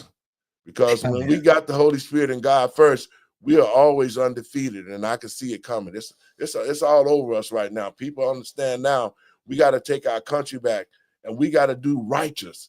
Just do the right thing. Just everybody. Forget all the bullshit. It's time to do righteous things, because we done did all this other stuff now, and we see what it has brought to us. It has brought mayhem, hatred, killings, murders. Now it's time to do the right thing. First seek the kingdom and its righteousness, and all will be added to us. When we get that, God gonna come back in here. Everything that we touch is gonna be the Midas touch. That's why I keep saying President Trump. He's delivering messages that he's getting from God. Whether you want to say he believes in God or not, he believes in righteousness. Yes. President Trump is doing the right thing by us as the American people. He's putting us first. So that'll allow us to sort of relax and make sure that we can get the things we need. And then I'm telling you, you said something damn was powerful, man. They went after our children. And to all the parents out there watching this show, you need to be going to the schools. You need to be looking at the curriculum, because they're teaching 5 years old the difference between a lesbian, a pedophile, a transgender, but they can't even say their ABCs. See, we have to take our country back, and we have to get our schools back. A friend of mine, Terry Newsom, in here in the Chicago area, you know Terry? Yeah, he called me today. I forgot to call him back, actually. So yes, I owe him a call. Sorry, Terry. Yeah, Terry's a good friend of mine, and Terry has really made an impact in Illinois because of the fact that he went into the schools. He's passionate, just like you and me. You know, I don't want to see nobody's kids being taught that I got to put my penis in your butt or into your mouth as boys and girls. That's just ridiculous. We shouldn't even allow it. But then check this out now.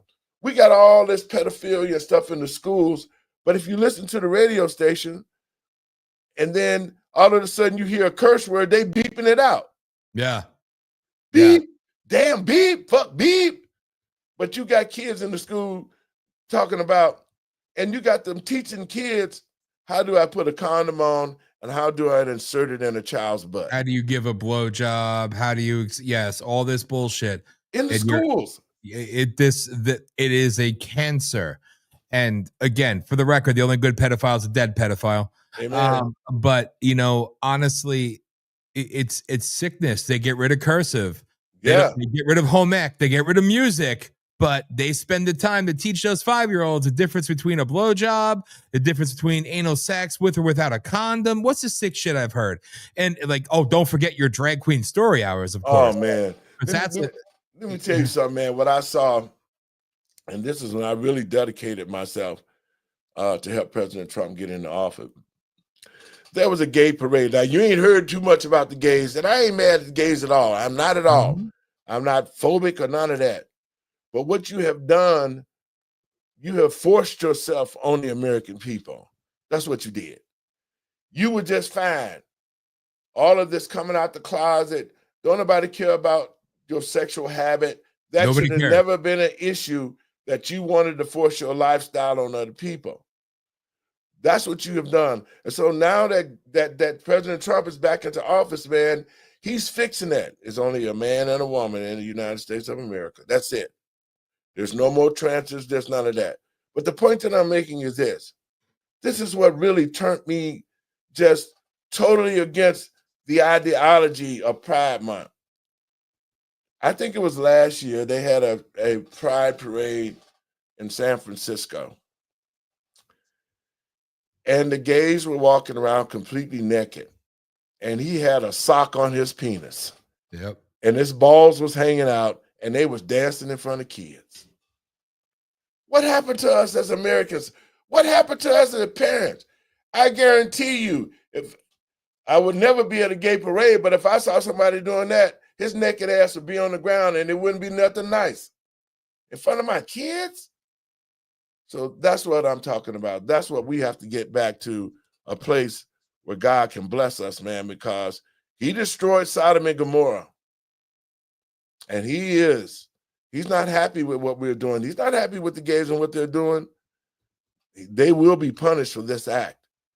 But this is a spiritual war. And men and women of God, we just have to stand up now, honor God, have faith, and watch and see how God reacts in this country. Amen.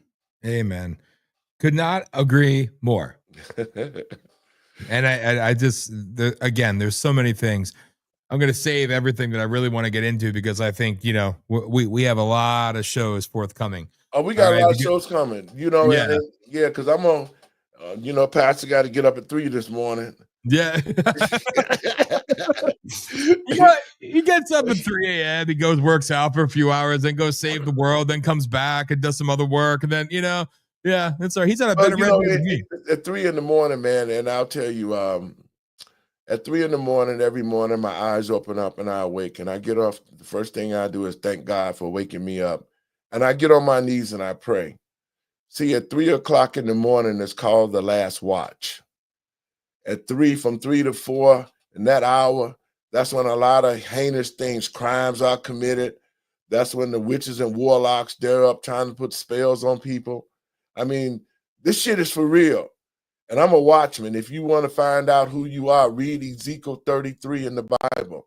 It talks about being a watchman. So from 3 to 5, for the first hour of that, I'm in praying and intercession with God. I'm talking to him, praying to him. And from 4 to 5 o'clock, I'm reading scriptures and making declarations. I'm asking God to fix this. I'm asking God to stand in this gap. When you do that and you ask God, and that's the blessed hour, between 4 and 5, God he can hear you. It's dead quiet, man, and I can hear him talking to me, and he give me my instructions. And I'm telling the American people now, he just said, bring me back. Just trust me. Bring me back. And so after I get off my knees and I read my scriptures from 3 to 5, I go directly to the gym and work out. But that's what it is. If you're getting up between 3 and 5, God's calling you. He's calling you. And I would suggest, get you a Bible, read it.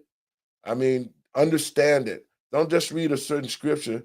Read the footnotes that explain to you what the writer is saying. And I think that's the relationship that all of us is going to have. I can't get you to heaven, and I can't get you in a relationship with God. You have to get into a relationship with God. Have a personal relationship with him. I guarantee you, when you have that personal relationship with God, pray before you eat. Thank God when you wake up. Praise him when you down. Praise him when he's up. I guarantee you, your life will change because he'll bring peace. He'll start working stuff out, man. Because I'm telling you, I was a I was a hellion, man, when I was coming up. Believe me, I was. And for him to save me, and I'm here today as a living witness to tell people how good that we serve the living God, man, I'm telling you, once you have a relationship with him, it's nothing better than that, man. I don't worry about nothing, man. I just live my life. I'm retired, man. I live my life. I go out into the community. I talk to these young brothers. I get them in. I go to the prisons, man. You know, I got probably 10,000 prisoners with C numbers that trying to get out of jail since I'm working with Alice Johnson office, the pardons are. And so, man, I'm telling you, build your personal relationship with God.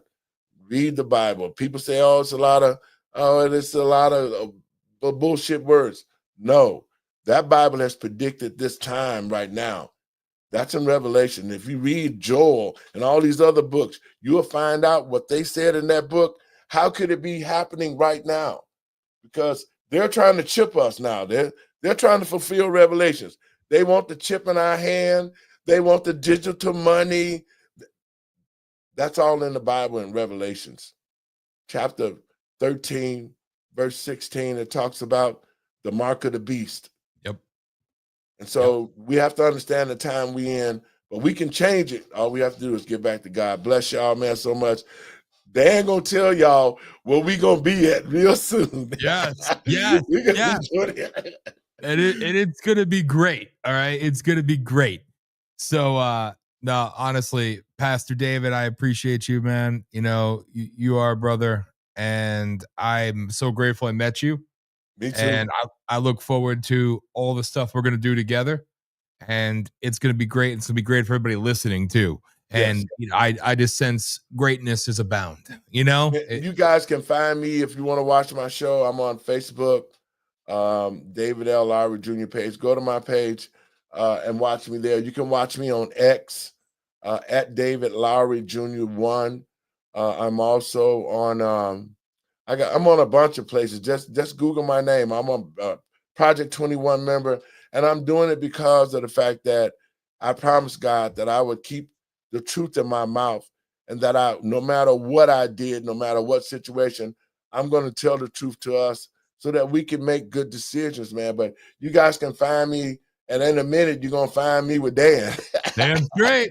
Damn straight. And I can't wait for that. And all the links and info in this show description too. Just FYI, people. We gonna get all that together. But I love it, man. I appreciate you, and I appreciate your audience listening to me. I love this country. I love the American way of life. I love the American people, man. And we just got to put ourselves first.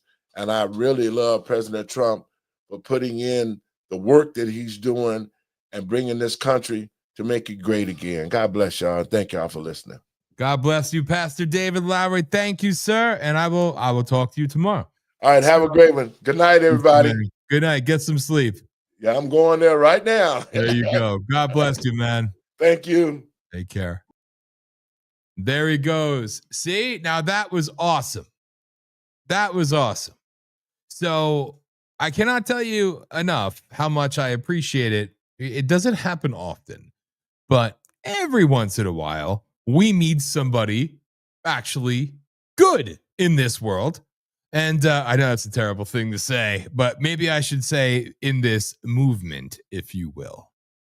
And I'm very, very grateful that we were brought together. And, you know, there's a lot of announcements to be made. There's a lot of things that are happening. And yeah, we're going through it. You know, we're going through it. Hollis and I are going through it, right? I'm still looking for a job. Things are looking promising. But, you know, as for those who remember or maybe follow or whatever, but, you know, I lost my job because of my decision to challenge Susan Collins and everything else. And, you know, 6+ years and thrown away, position eliminated. But you know what? Changes across the board. Our house is for sale now, which is unfortunate but necessary. And but you know what? We're in a good mindset. We're in a good mindset because we know we're being pulled to do what we're meant to do, as we've always believed. But we're motivated. And We have a lot of life to live. Monday, we're starting those new products you've seen last week on our PolitiShock infomercial. We're and so I will be fasting as well.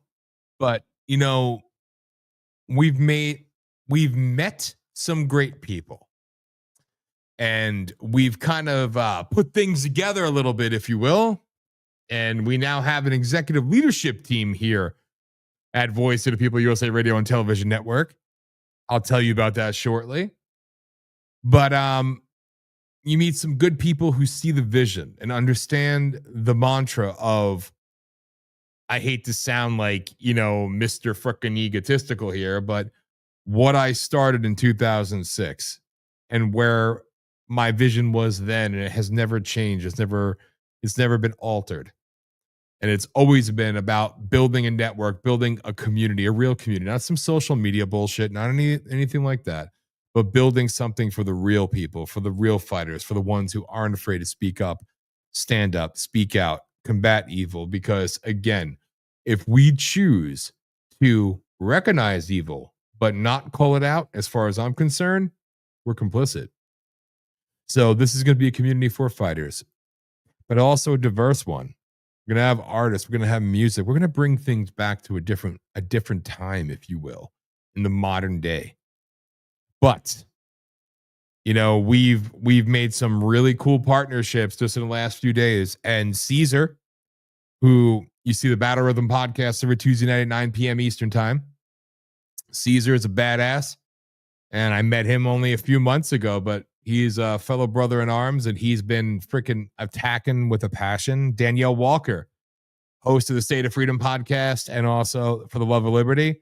Another one, just an amazing, dedicated person. We got to have her back on soon as well. She hasn't been on in a long time, but you really need to hear her story. And we're going to have everybody on. So now it's not just Hollis and I alone anymore.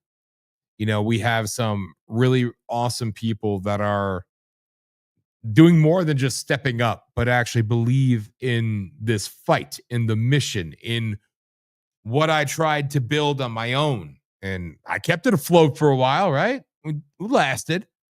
But then it was Hollis and myself, and then you have the few good ones that were there, 5-6 years ago, like Elias and, people like that. Well, I say people, really not that many. Elias, but you don't forget the good ones. So now as we're moving up and we're moving forward, about to launch what I thought was one phase of doing all these big things. It's now actually just doubled. And I'll explain that to you probably next week. This Monday, I'm going to be on the election integrity call on Stern American, at Stern American on Rumble. But Steve Stern, I'm honored to be one of the speakers this week. It's Monday, 2 p.m. I'm going to make a little bit of an announcement there. And thank you, MAGA Lions. I appreciate you. You'll forever have my love and respect, because you're the only ones brave enough, the only ones with balls to actually, one, endorse me, but just be damn good people. So I love you for that. But my point for saying all this is simple. I can come across as negative sometimes, but I'm not. I'm honest. My delivery may not always be the softest. It may not always be the kindest. But if for nothing else, it's honest and comes from a place of good intention. And yes, I've had people for a very long time tell me about the political stuff and how, you shouldn't use profanities and you shouldn't use this. And I get it. Believe me, I get it. But sometimes what Donald Trump said in The Art of the Deal is accurate. You have to dumb it down a little bit to get people's attention. Right? Sad but true. For me, when I curse, when I get angry, it's because I'm angry. And it's an emotional response. But again, a big thank you to President Trump for showing the world that it's okay to drop the occasional F-bomb every now and again when it's so damn warranted. But we've met so many people. We've been so many places.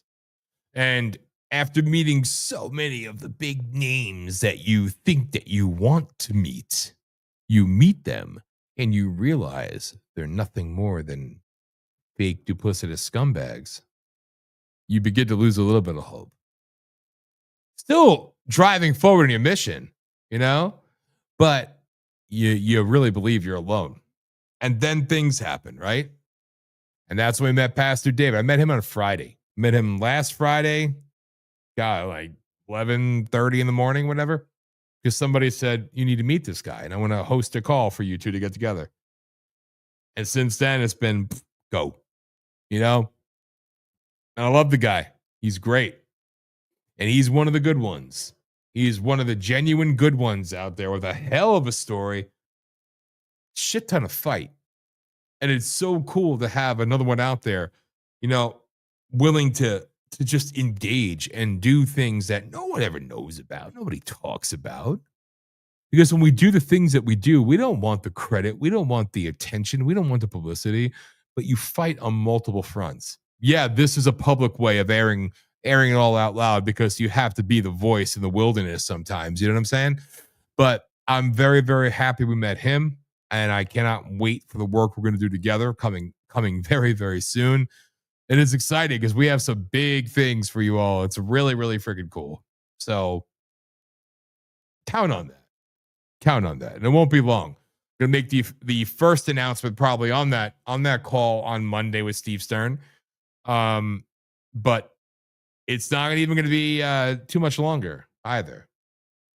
But it's pretty cool that we're assembling a real team of doers, not just talkers. Well, they're talkers too, but you know, committed to the cause of fighting for something better than the crap that we have to endure 24/7. Imagine that. Anyway, Pastor Lowery was friggin' awesome. I love that guy. I hope you loved it as well. I hope you loved his story because there's a lot there. There's a lot there, but it's freaking cool. And yeah, you know what? God does put these things in motion for a reason. You know, bring certain people into your life for a reason. Sometimes to teach you a lesson. Sometimes it's to say, hey, you're not alone. This is going to be somebody who's going to stand with you, you know? Somebody that you could be side by side with and continue to combat these evil bastards of the world because that's what's needed. So anyway, very soon we're coming up to my favorite part of the night, and that's when my adorable wife joins us, the one and the only. She's a badass. What can I say? You know, but it's going to be very, very fun to have her on this evening. It's always fun to have her on, but because you never know where we're going to go, what we're going to talk about. But it is pretty damn cool when you think about it because of all the different things that we have going on. You know, all the different things we have going on.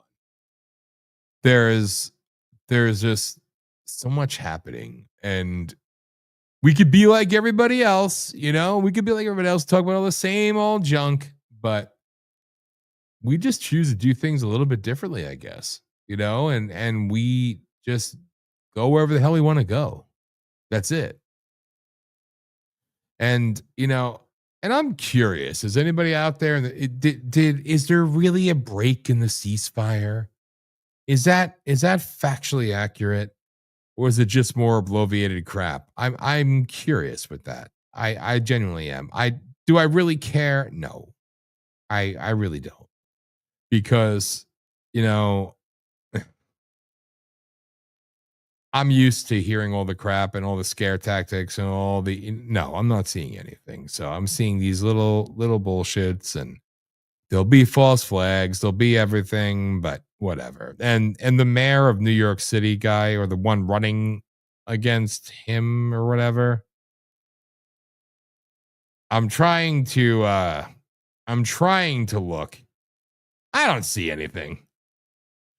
I see a woman taking off her burqa in Iran, though. I mean, there you go. Imagine that. Real female empowerment. Take back your damn country, people. I don't like whatever. We need to take back our country. We have enough going on in our country that we have to fight, you know?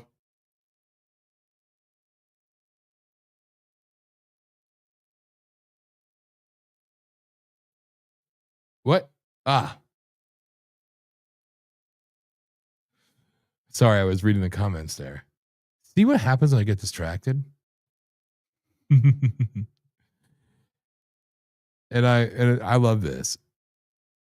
Dan, I'm just going to say this. I'm not looking for a saint, but I'm looking for a good person willing to step up and do the dang job. Sorry, I don't cuss. Dang is all you're getting. That's okay. That's okay. Hey, you got to bear witness to me being good for a few weeks. I'm just saying. But no, it's true. And one of the things that and I didn't say anything about the ceasefire thing. I see some random crap from, shit accounts telling you that the ceasefire has been broken. I guess we're back to World War III. Someone literally said,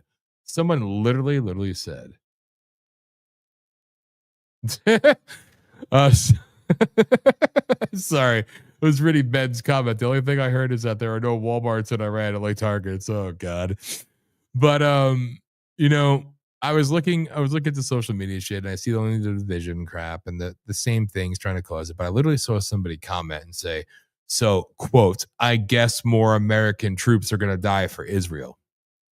Now, when I see a comment like that, and I wish I could pull it up on the screen, but I don't have it because, again, I'm producing my own show. Okay.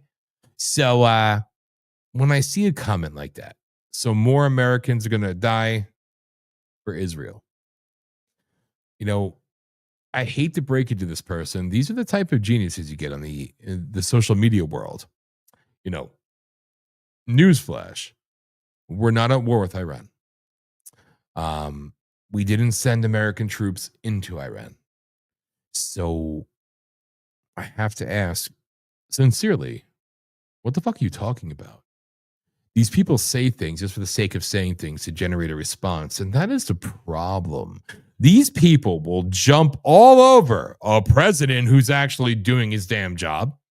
A president committed to peace through strength. Imagine that. A president who's bartering trade deals, bringing in freaking tariff money, everything else. Oh, how come he hasn't done this? How come he hasn't done that? How come he hasn't done this? Where does it come from? It comes from the MAGA side. Sickening. So immensely sickening. And it shows me that a good 50% of these alleged MAGA supporters didn't learn a damn thing from the first term.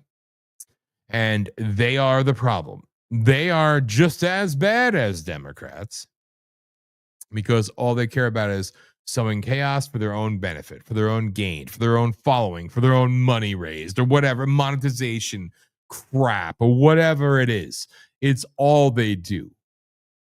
So they say things purposely to try to hurt and parrot the talking points of the CIA-controlled media. Have you ever noticed that?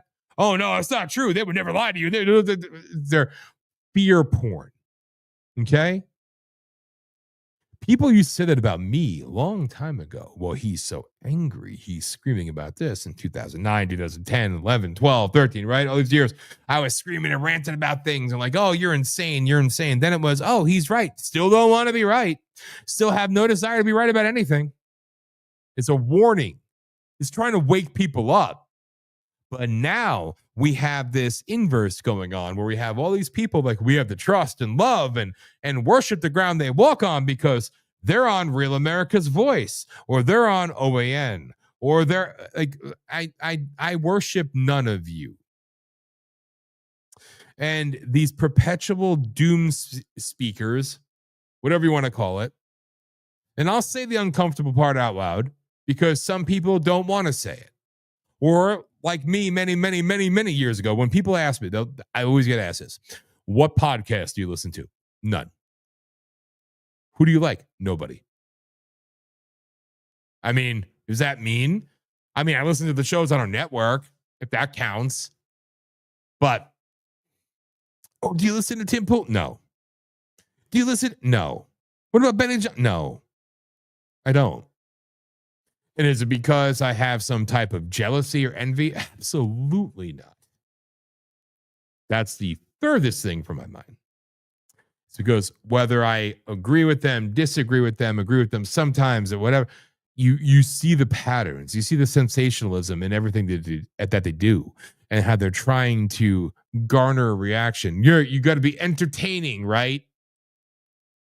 Being entertaining is one thing. But purposely saying things to distract and literally cause and reap division or sow division, whatever you want to call it, It's a sickening trait.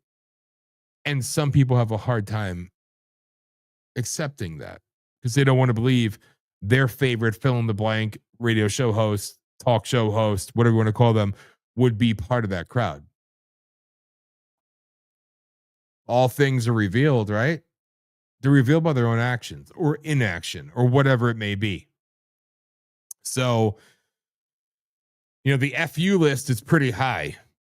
And if you're somebody like me, I really have no desire to deal or talk with any of you because let's face it, and I could be petty. I mean, I could be petty.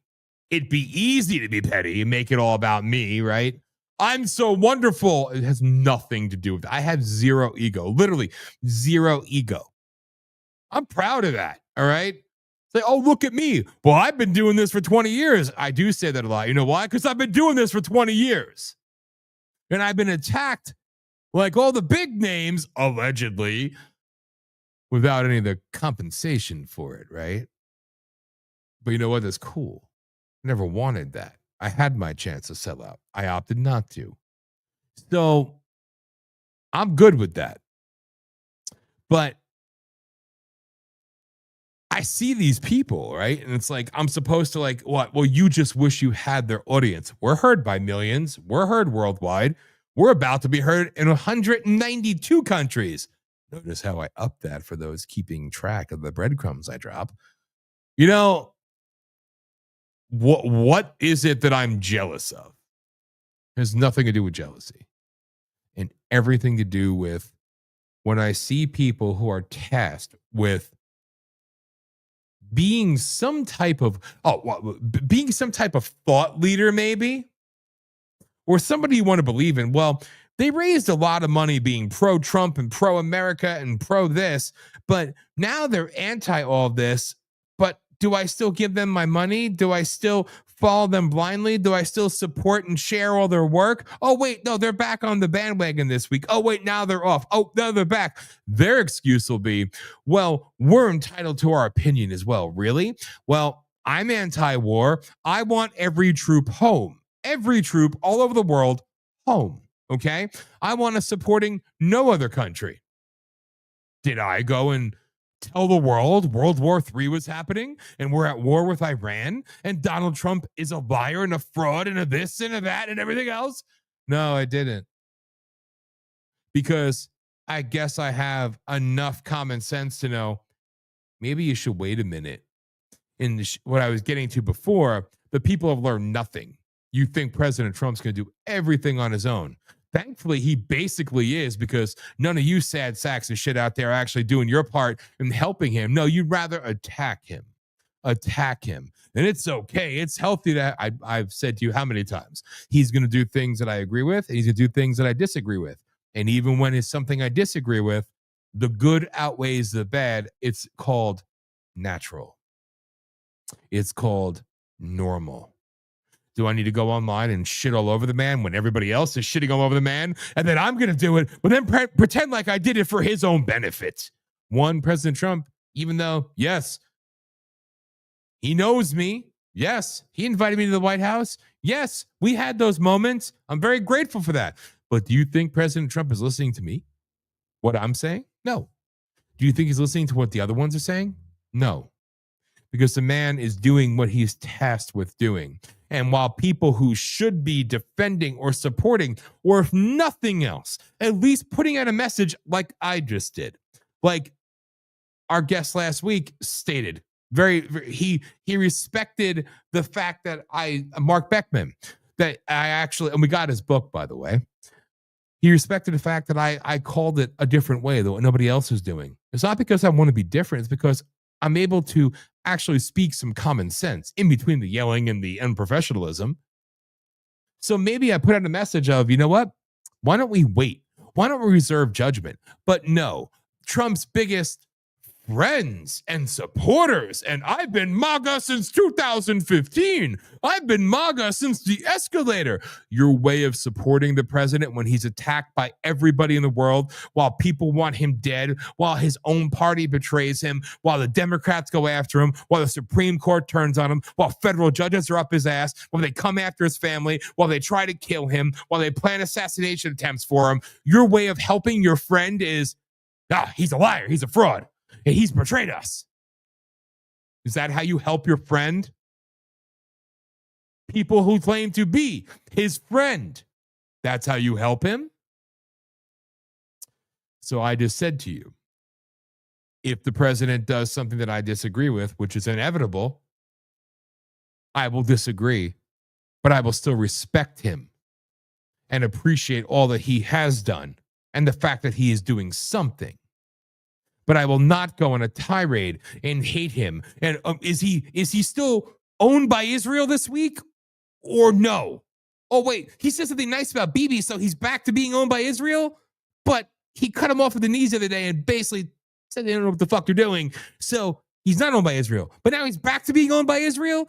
Do you ever think that maybe you're being trolled by the greatest troll in the fucking world, the president of the United States of America, and he sees your stupidity and he literally uses it against you and lets you play yourselves and show yourselves and reveal yourselves to the entirety of the world because you do a damn good job at it. So to all the big names, and I could say the names, I don't care.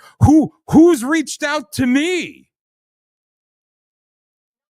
No one. Thank you, Hollis. Right? And again, and we've had a lot of guests, like, I'm not talking about the ones who've actually come on the show, right? From Newsmax and OAN and everything else, right? I'm not talking about them.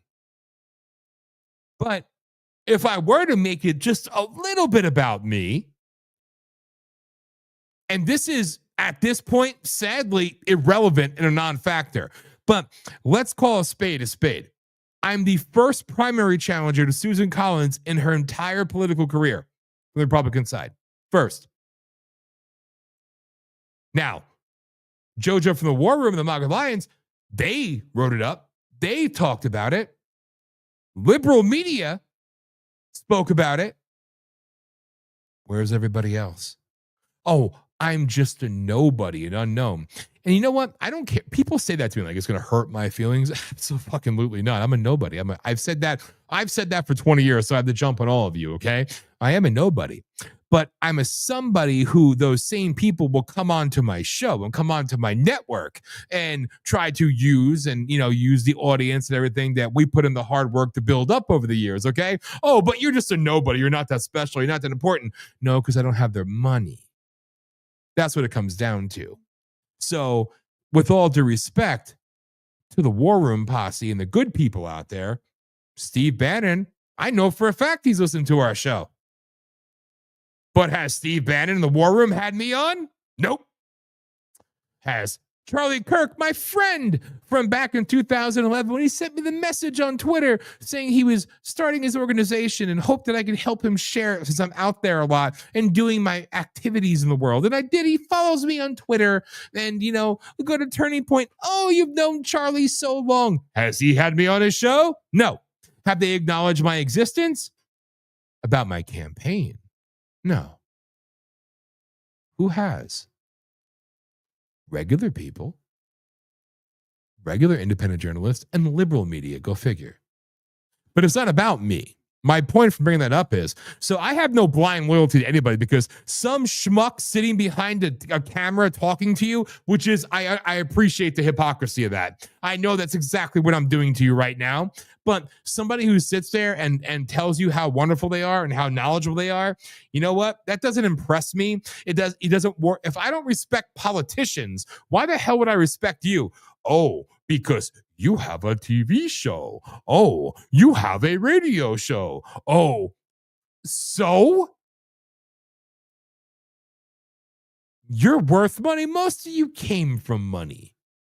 Or your plants, or your psyops, or your disinformation, or your whatever the hell that you are, right?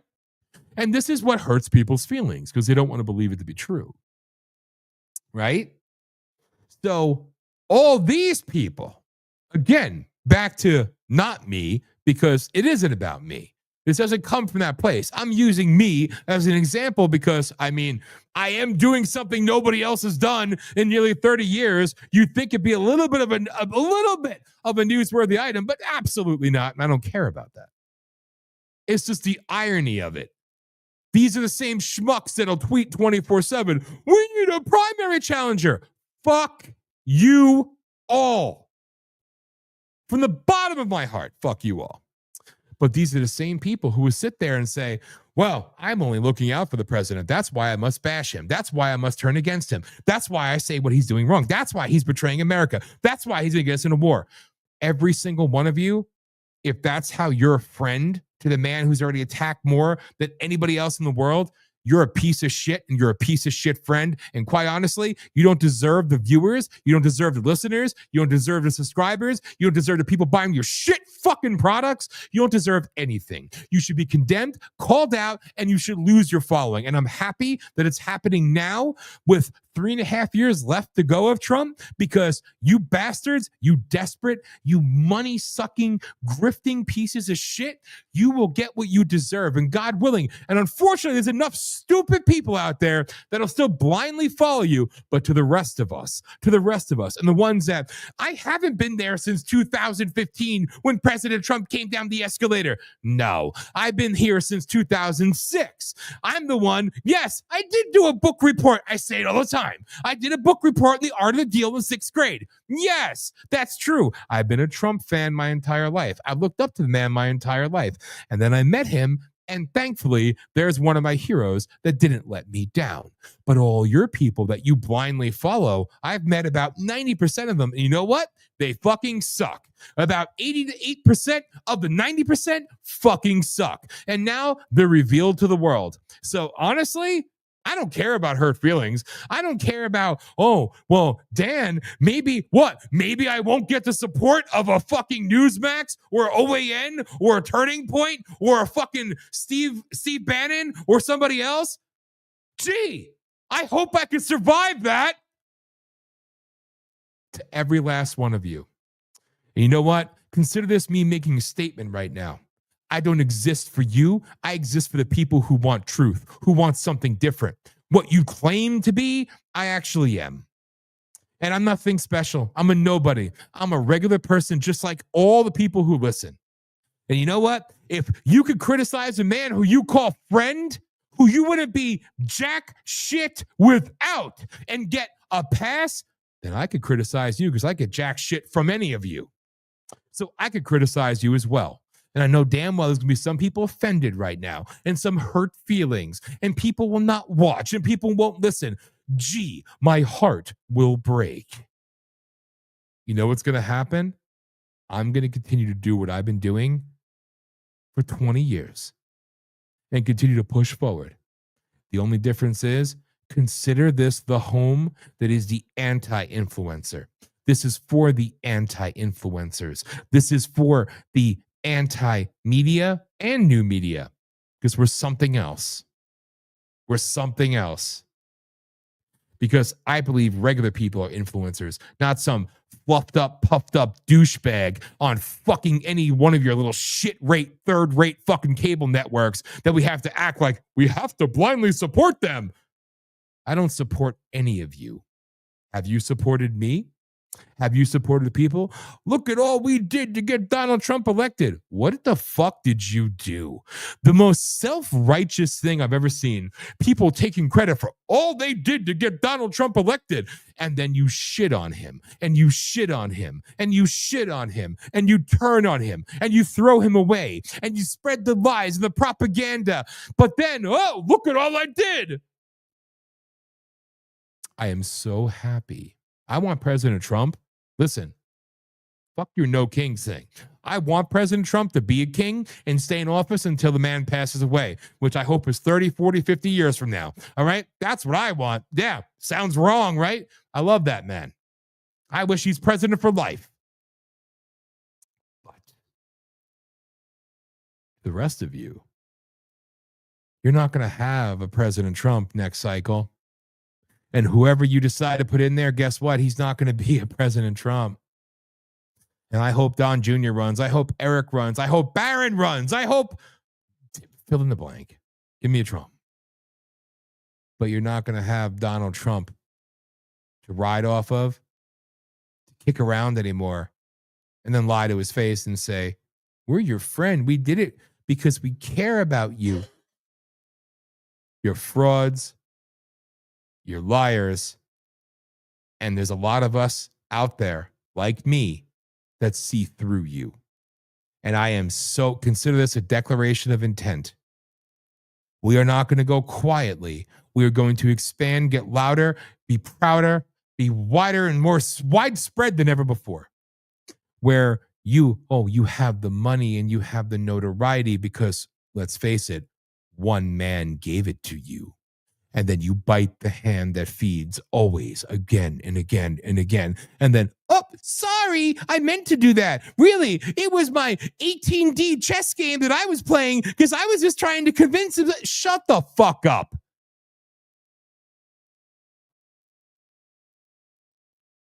I don't dislike you people. I hate you. I hate you with a passion, with a fire, with a vigor. I hate you more than I hate the radical, progressive, demonic scumbags. Because you're duplicitous and you're shitty friends. You're shitty people. And I come from a very special place where I could say, again, I have met a lot of you. And after meeting you all, I could say firmly, if only the people knew how you really were in real life when the cameras weren't rolling, they would hate you just as much as I do. And in some cases, be let down by you. So consider this the notice that as we expand, we're not looking for the next politician's dick to ride. We're not looking for somebody else to leech off of. We're going to continue to grow and expand because we've done it the honest way, the righteous way, and the hard way without ever lying to you or literally insulting your intelligence. It's just hard work and dedication. And maybe I'm guilty of actually being loyal, but also showing some common sense. Imagine that. So to all you fake ass MAGA gods and Mr. Escalator Riders, I've been with you since then. I hate you all. Not the people, not the supporters, and maybe there's one or two good ones out there. But to the rest of you, where are you when your president needs you? Where are you when your supporters need you? Where are you when the people need you? You're riling up the troops to go against the man who you'd be nothing without. Isn't that sad? As a matter of fact, again, I guess I can make it personal. Where are you when you have somebody challenging your favorite rhino that you bitch about for 30 years, but you don't want her gone because you need her because you have somebody to bitch about and raise money off of? See? It has nothing to do with each other, but it has everything to do with each other. It's the same difference. I will never forget all that you haven't done and all that you've done. And I could sit here and go name by name by name by name and tell you to go fuck yourselves, but let's face it, you could fill in the blanks. I've said some. I don't care who I offend because, again, how will my life change? Right? It's time to bring Hollis on. But seriously, gee, will I lose I watch your show, but don't tell anybody. Fucking supporters of big names? Oh, no. Gee, maybe I'll miss their retweets that I don't get. Maybe I'll get their Mr. Shoutouts that I don't receive. Maybe, fuck you. Maybe I'll miss the coverage of my campaign that I don't receive. Thank you, Soros fucking scumbag Nazi media. At least you recognize the campaign more than I can say for our conservative friends. But you're all about the grassroots though, baby, right? You're so full of shit that you actually believe your own lies and your own propaganda. It's comical. It's comical. We're the real ones. You're the false idols. And thankfully, you're outing yourselves. And I'm happy I'm here to see it.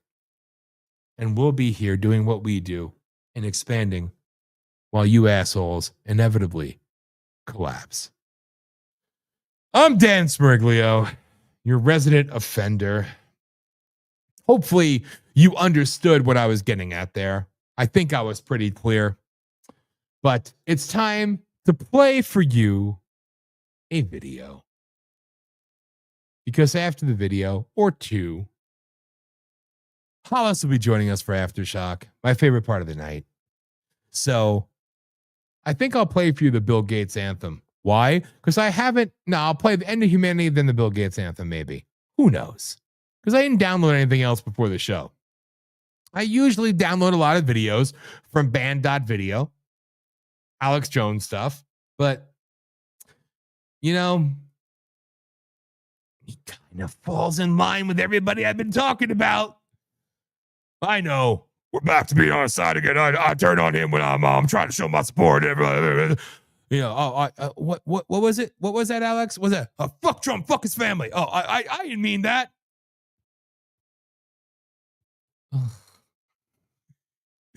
But it's just like, oh God, the zombies. Anyway, I love you all. Even if you hate me, I love you all anyway. I don't give a shit. So enjoy the video. We'll be back with Aftershock. Share the show. Give us a follow or don't. Whatever. It doesn't fucking matter at this point because I say it, 90% of you don't fucking do it. To the good ones out there, thank you for sharing and thank you for the support. But the other ones that I'm not mad. I'm just being honest. We'll have 20, 30,000 people, sometimes more watch us on Rumble, and we'll get like 4 likes. Do I suck that bad? We'll get like 10 follows. Do I suck that bad? Well, maybe I do. I mean, for fuck's sake, we should get some likes and follows just for Hollis because she's beautiful and smart and talented and funny. And she's funny. Anyway, but yeah, and you should follow us and share the show just because Hollis has to live with me. God bless that woman. All right, everybody. We'll be back. Go piss, go get a drink, whatever it is that you do. It's a danger to the public. Planted in your skull. It's a danger to the public. Take out a chunk of skull, put the Neuralink device into the brain, and then stitch it up, and you wouldn't even know that somebody has it. It's a danger to the public. It's definitely going to be outside of human control. What happens when something vastly smarter than the smartest president comes along? It's very difficult to predict what happens. It will be used as a weapon.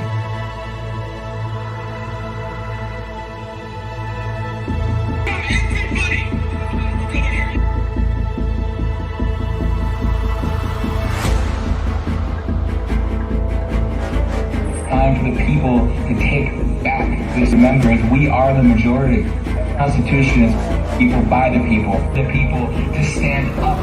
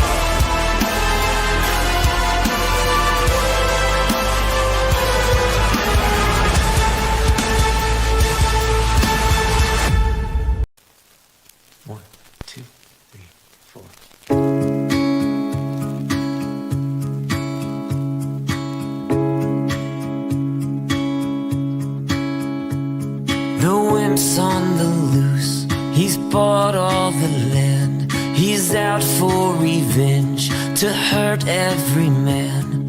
He'll print all the food and drug every kid. Pretend like he's good, then hide what he did. Nobody's safe. Nobody's safe. Nobody's safe till we have gates behind the bars. The geek's in control. He's changed his disguise. His chemical world will be your demise. He's sick and he's cruel and acts like he's God. Speaks on the stage while zombies applaud. Nobody's safe. Nobody's safe. Nobody's safe till we have gates behind the bars. He's coming for you. His plans at the door. He's climbed through the windows. He's part of the war. He deals in the dark and buys his own truth. He'll package it up and he'll sell it to you. All the sheep will believe, afraid they will die, trapped by the one who has wrapped them in lies.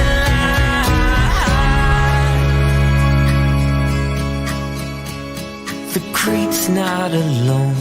He plots with his friends. The forum they have is a circle of sin. There's snakes all around who traffic and kill. They'll dope up the world with needles and pills. Nobody's safe. Nobody's safe. Hey, hey. Nobody's safe till we have gates behind the bars. Nobody's safe. Nobody's safe. Hey, hey. Nobody's safe till we have gates behind bars. Well, this won't be the last pandemic that we face. So we'll have to prepare for the next one. That, I'd say will get attention this time. The willingness to be free is immeasurable. And the fight for freedom is a fight we will never back down from. When our rights are threatened, we have no choice but to rise and push back. We fight for what we love, for what matters, for the soul of this nation. Our voices united will break through the noise and force change. With real stories, real people, and real voices, we are here to reclaim what's been stolen. The human spirit, the courage to speak, and the fight to stay free. Your rights and freedoms are not negotiable. They are everything. For those silenced, suppressed, and cast aside. For the voices we've lost, for the forgotten. We will not stand down. We raise our voices for you. A true alternative is rising. The power still belongs to the people.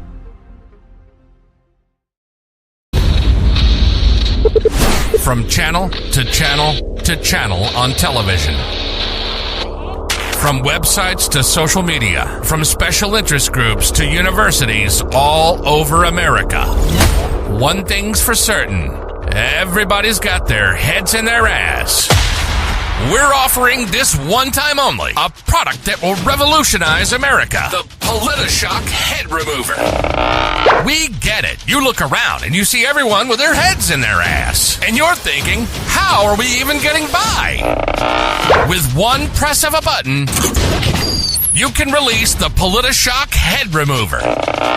Guaranteed to instantly remove any head from any ass. No, we're not politically correct. We're just correct. Welcome to PolitiShock. What makes us different? We're hardcore conservative, but we're crass and blunt and take it to the extreme. If you love the taste of liberal tears, you're in the right spot. Broadcasting from the trenches of the Voice of the People USA Radio Network, it's PolitiShock with Dan Smiriglio.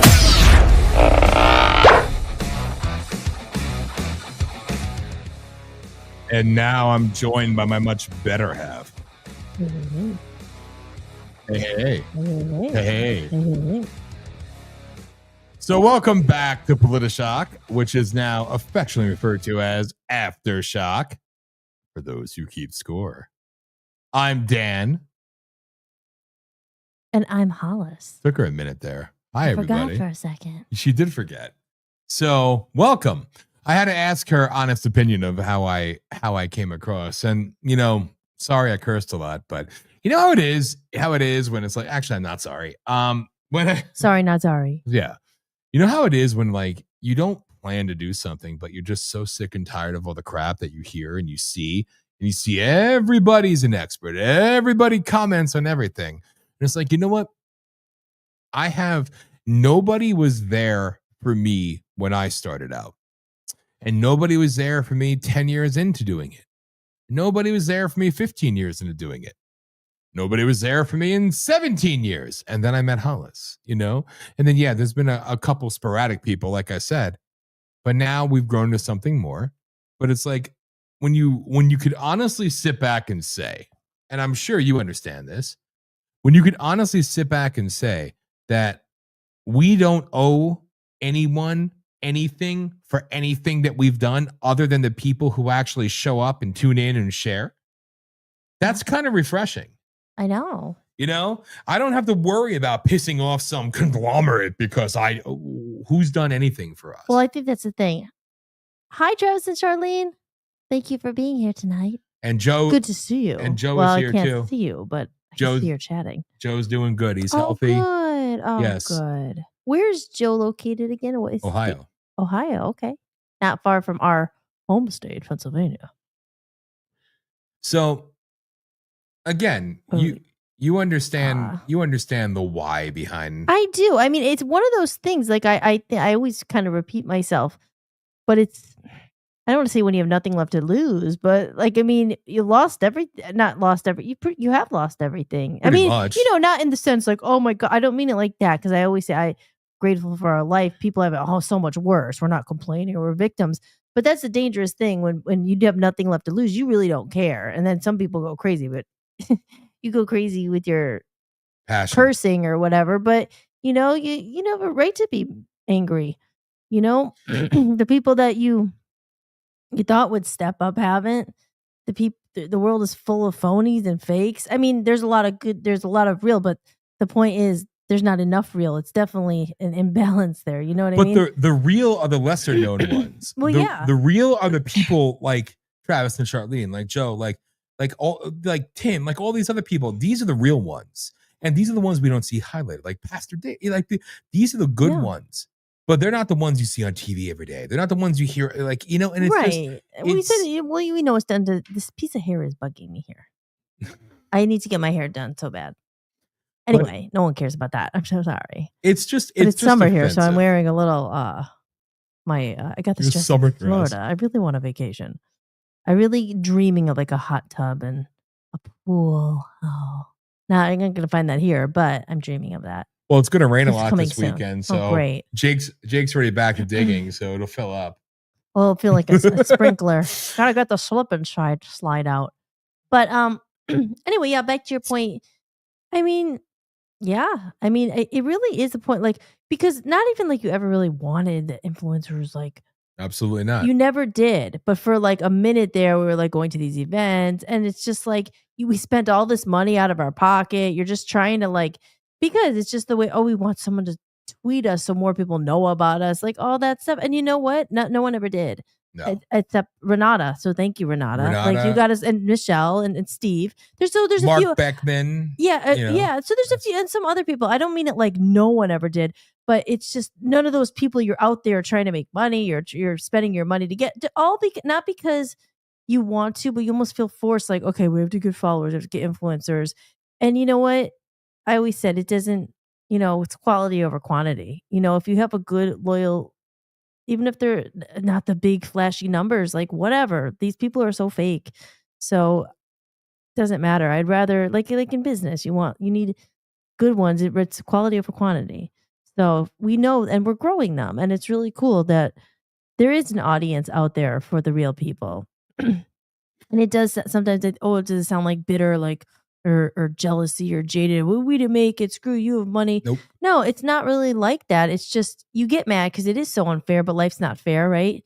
The bad guys seem to win because they don't care, and usually the people with good hearts or good intentions are the ones that get screwed. Like we all know that, So it's just, I guess it's just you think there's so many more of them that you think there would be more people like here. Well, the ones who profess to be fighters and warriors, and when they really should step up, and they really should, do as they pretend and say for all those years, you see their true colors.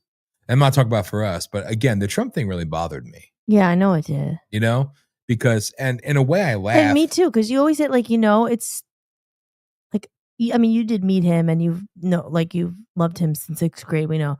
But, I think because you really, like I said, in a smaller way, you went through what he went through. Like you had done all this stuff, like rallies, you've gone out, you saved people's lives literally, and then everybody turned on you. Even the people you thought were your friend, like everybody left you.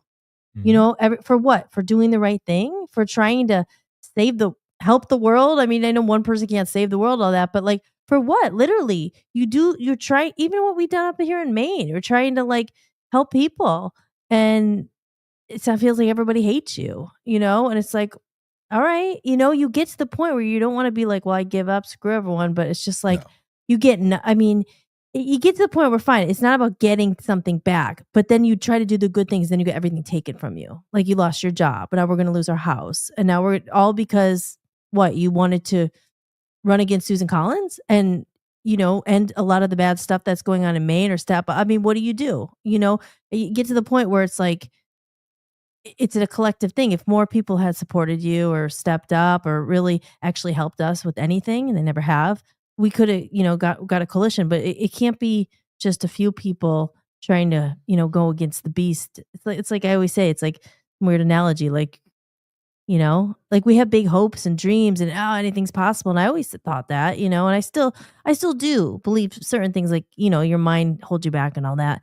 But at the end of the day, if you're up against a shark in the ocean and you're little and you're covered in blood, you're going to get eaten. It doesn't matter how much you hope that he doesn't eat you, you're going to get eaten. It's just like there's resources you need. And unfortunately, money is everything. I mean, not for happiness and all that. You think you know what I'm saying. Money is everything in this world, in their world. It's everything. Everything. Obviously, people turn on Trump. There's no loyalty. Why? Because they make money from it. So everything, unfortunately, is about money. And that's where the spiritual beliefs always gets me, whatever, in this world, you can't take it with you. So I don't know. And that's why it's cool that we're expanding the way that we are, and we're about to. And now I didn't tell them anything yet, but about how we're actually going to double what we originally thought we were going to do. We're actually going to do more. We're going to be out there even further now. And it shows that when you do it for the right reasons and you're sincere and you're dedicated and you're committed, that you could still do what you do the right way. And it's going to be harder. It's going to be a lot more disappointing, longer, right? But inevitably, it's like you can achieve something. And I think that's what's kind of special about it, Yeah, well, like you said, like it's the last one standing, or you know what I mean? It's just, you know what I mean? It's like through everything, people come and go, and yes, they come in and they cash in, and that's just because they don't care. They use people, step on people, don't care, and they get ahead. Sure, in the material world, I say, but I know spiritually we're happy. I mean, like I said, I'm never here complaining like, oh, life is so hard. Yeah, you have your stuff, but I'm always grateful. We're alive. We have our health. Thank God. I always say your health is your wealth. I said that last week on on the health show, the infomercial there. But but it's true, so we're not victims or anything like that, but it's like almost like I hope people do realize our story and say one day when you realize how much you actually did try and do. But look at, I always say the same thing. Look at Trump. Look what they do to him. And he has a lot of money to fight these people. So, or just cockroaches, but not real. I know I don't really believe that, but like in the I 3D do. material world, yeah. But in the spiritual world, like I think anything's possible, and life is, like, I suppose, supposed to be fun, and we're here to have a good time, which is why I am excited about the network. And there's a lot of stuff, like I'm dipping out of the politics thing for a while because I can't stand it, you know? And Hollis wants to announce that she'll be running for governor of the state Yeah. of, we haven't picked yet, but Yeah. but no. And it's, I mean, not like I'm stepping out of. I was never in it, but like I felt like I was in it with you. well, you I mean, you know what I yeah. mean. Like I still will fight. We do things and expose things and whatever you can do. But as I said, you really want to do something, you have to kind of have a game plan. And you have to be in a good position financially because look what they do. They'll destroy you. I mean, they'll destroy you anyway, even if you do have money. But like, look at Trump. But what is it? How can you fight if you don't have any resources to fight with? Which is why, again, it was really disappointing. Well, luckily though, they didn't defeat us. No. And that's the biggest thing too. And I think it comes down to us realizing that we need to do what we need to do for ourselves and put ourselves first. And when I say ourselves first, I mean our health. I mean, you and I have been good through it all. Thank God. But so it's not like anything came between us and our bond. Nope. Which actually just makes you stronger. Yeah. But otherwise, it's like, living in a place that feels like a prison and sacrificing and all this other crap. No. But yeah, for sure. But like I said, I feel like everything I don't have, and this is one important thing to me, is I don't have any regrets. I don't regret coming here. I don't regret you running for Senate. I don't regret really anything because it was always stuff you wanted to try. I wanted to try.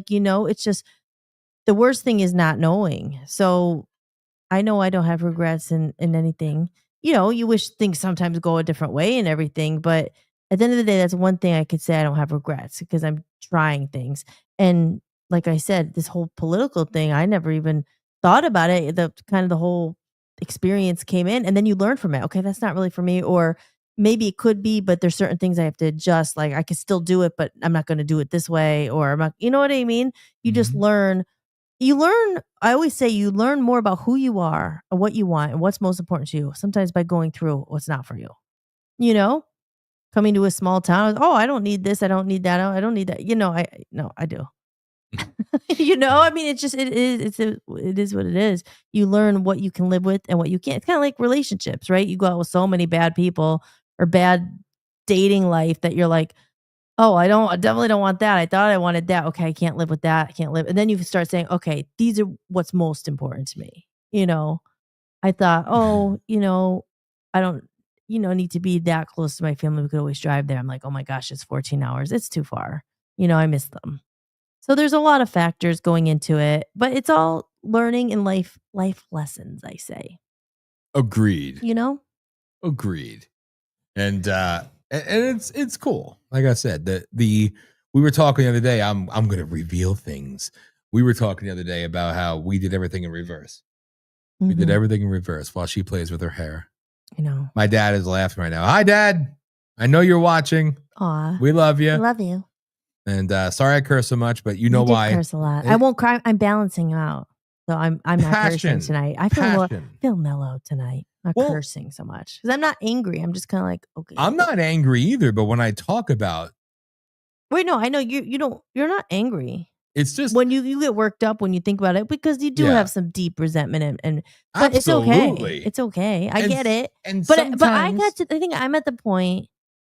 I'm sorry, I didn't mean to interrupt you. But I think I got to the point where it's not even like you don't care, you're not, but I just get to the point where I'm like, I mean, I don't know. Is it bitter? Is it a sad thing to realize like this? I mean, I don't know. This is, I'm seeing the full picture of this is how it works. This is what it is. And I never really totally saw that, but I was like, you can do anything. And just me, it's not like, oh, this is the way it is. And I'm just going to sit there and do nothing anymore. Like most people I get mad at do, but not all, but a lot, like the complicit, and they don't say anything. And that's why things never change. Not really like that, but it's a learning thing. I'm like, oh, well, this is really how it works. Like no matter how hard you try or how much passion you have or whatever you think is, like, this is the what they say, you can't reinvent the wheel. Like this is the system, right? We're fighting to change it. Trump's up top, blah, blah, blah. Like I've said, like, go back to the old episodes. I was like, oh, if Trump gets in, anything's possible. And then you see what they're doing to him. And it's like very discouraging. Again, not to give up. And, like I said, whatever way we can still help, we're warriors and we still do stuff. But like I said, I keep just repeating myself, but I'm not going to do it at my own health anymore and me be broke because of it. And just like Michelle last week, like you get to the point where it's like you have to help yourself first before you help others, I guess, while helping others. You know what I mean? I'm just saying you can't help others while it hurts. Then you're being hurt and then you can't help anyone else anymore. Because right now it's hard to be focused on anything else except like getting ourselves back where we need to be, because that's what happens. And push your safety mask on for yourself first before you can help others. But help others, in the way you can. I'm not saying like, someone needs help moving or their groceries or you know what I mean? I'm just saying if you can't financially help, don't put yourself out. Don't take a risk or trust, I would be the good person to help them, because they end up screwing you over. Happened to us a lot. And it's interesting that in spite of all this, some of the greatest things that could possibly happen are actually happening. With the network side and with like, the people that are going to be coming in and doing this, it's that's the irony of life, I think. Yeah. And it's just it's an intriguing time. Yeah. We don't know what's going to happen next, but that's a cool thing about it. Right? Yes. Yes. It's gone quiet in the chat room. I think everybody's gone. We're just talking to ourselves. That's okay. That's okay. I might have ran some people off. I don't know. Maybe. Apparently not. I don't know. But it's just, do we want to make the Caesar and Danielle stuff announcement now, or should we wait till they're on? Oh, we wait till they're on. Okay. Because nobody knows who they are yet. Well, they do. No, They that's know not who they true. are. How dare you? They do. I didn't mean it like that, but they don't know. You They don't heathen. know. I know. You know what I mean. Susie Collins votes against Big Beautiful Bill. President may endorse another candidate primary. Good. Right now, he's going to endorse the candidate against Macy. The lone Republican is Nikki Lee. I think it's the only one with the guts to take Macy on. Wow. Yep. Which is nice to see. Hey, I'll still be on the voter rolls. So, What does that mean? What? Voter rolls. Meaning I'll still be the only candidate currently. Yeah, I mean, that's the thing. Like, as obviously, he lost his job. We're selling our house. Did you tell anyone that? Yeah, I let it I be guess known. it did. But, like miracles could happen. You know what I mean? You're still looking for jobs in Maine. Like I said, we're going to have to go back to Pennsylvania in the interim. But, I don't know what's going to happen. But if miracles happen, hey, we need someone like Trump. Obviously someone. We need Trump to or someone. There is a candidate here. But as I said, what are you going to do? Like you're literally lost your job because of this bullshit. Well, we can't afford to stay in our house anymore. So we have to leave. So if some miracle happens, hey, you could go down, or come back. I don't know. I don't know what to say. But all I'm going to say is something's like, no. Okay. So I don't know. People like, oh. And it's sad. It's sad. I spent so much time on your videos, on your website, lost money. It's sad. It's a shame. Yeah. It's a shame. Can we put that comment on the screen, please? from somebody by the name of Smerglio. Despite all the cursing. I'm still here, despite all the cursing. Still a great show. Thank you, Dad. So there you go. there's my dad. Oh, if and you're on thank Rumble, you. you should follow Thank him. your dad for the fireballs. Oh yes, Dad, we got the fireballs. I was kind of scared. Thank you. I love them now. I But love- at first I was kind of scared. I'm like, I don't want to choke on them. I don't really eat like big hard candy like that. I spoke with them they're hot. briefly before. They're great. I love them. Thank you. It was Dad. funny because we got them in the mailbox and I'm like, what is this? Because I order a lot of stuff on Amazon. I usually know what's coming, or sometimes I forget. I'm like, he it feels said he like was- candy, and then I started smelling. I'm like, it smells like cinnamon. He said he was sending something. I had no idea what the hell it was. Well, and that he was said when I seen nice. it, I would know. And he sent me a giant bag of Atomic Fireballs, which I haven't had in maybe like 30 years or 20. But still, like, I love them. So thank you. Thank you. Thank you. Thank you, Dad. So this is, I mean, I love you and thank you. Wait, I wanted to say this because this, okay. I always pray you to find it. Yes, thank you. This is my secret dream. Not dream. Actually, it's not really. But my secret would be like something like the ideal would have like in a storybook. Like somehow Trump gets wind of you. And maybe, and I know he knows your name. But he hears about it. And then he hears the story of what happened, and he sees the video about the $1 million, and he sees how you stepped up and how you lost your job and how you risked everything and did all this stuff. And then he says, I endorse you. We need someone in Maine. And then there's a way to do it. I mean, because even if it's not him, the only way you can do it is with money. And we can't just sit here, and I can't sit here every day and be like, couldn't you donate? I get it, but the problem it's not people, and it's not people's fault. There's a few people who did, and we love you. And if you couldn't, I understand too. It's not like I'm saying it's because of you. All I'm saying is it's not because of you. You might not have known about it, but we need money to advertise. You need this. And honestly, I don't have the time or honestly the desire at all to be like, I probably could if I cared enough. Oh, we need to go and campaign and do this and raise you money. But well, that's the thing too. People, I mean, like, I don't have it in me. Oh, you don't have a job, so you can campaign full time. Well, campaigning full time takes what? Money. Yeah, like, I mean, it's true. Like that's what people don't understand. Like it's like this. Well, why don't you have a campaign crew? Why don't you have a professional campaign? You know that costs money. We don't have money. I think Tim says been over 50 years since I had a fireball. Me too. Oh, wow. I mean, I don't think 50 years because I'm not that old yet, but I don't think I had one in like 20 years. Yeah, I probably had one since like 2000. I like hot tamales. Like 25 years. Hot tamales we had like last year. And no, this year because they had them in the store over there. And they're the old school fireballs. I love them. And also, I love you know them what? to death. And I still got the root beer barrels that I love. Yeah, you had them from Clifford, right? What? The root beer barrels? That, they're kind of old. Yeah, we've had them for a long time. Yeah, but they're still good. Yeah. Now, no, we didn't get the second package. There's a second package. Uh-oh. Dad. No, I mean, if he finds sour balls, I'd be the happiest person in the world. Eye poppers. Remember eye poppers? They were like really, oh my God, really sour. Then they were gum. Like Warheads? No, I love Warheads. Oh my God, too. Isn't it weird? You just said that, my mouth started watering. Oh, eye poppers were like they were really sour, but then it was gum. No. After. I loved them, but the Warheads I love too. I like always Tootsie love Roll Warheads. Pops too.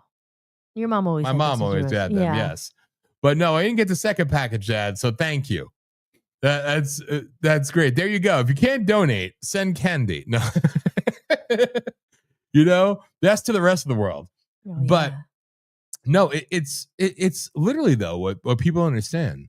Like you should have a professional team running. The lowest offer we got from I guess they're good people. For only $500 a week, we'll run your campaign. Oh, that's great. Thanks. I'll just magically produce money for you. It's just one of those things, and I hate it.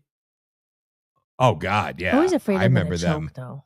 I used to like them. Remember too. the lemon heads? I haven't had those in a long time. Lemon heads were all right. You chewed them though. Yeah, Warheads were always the best. Boston baked beans. I like those. I haven't had them.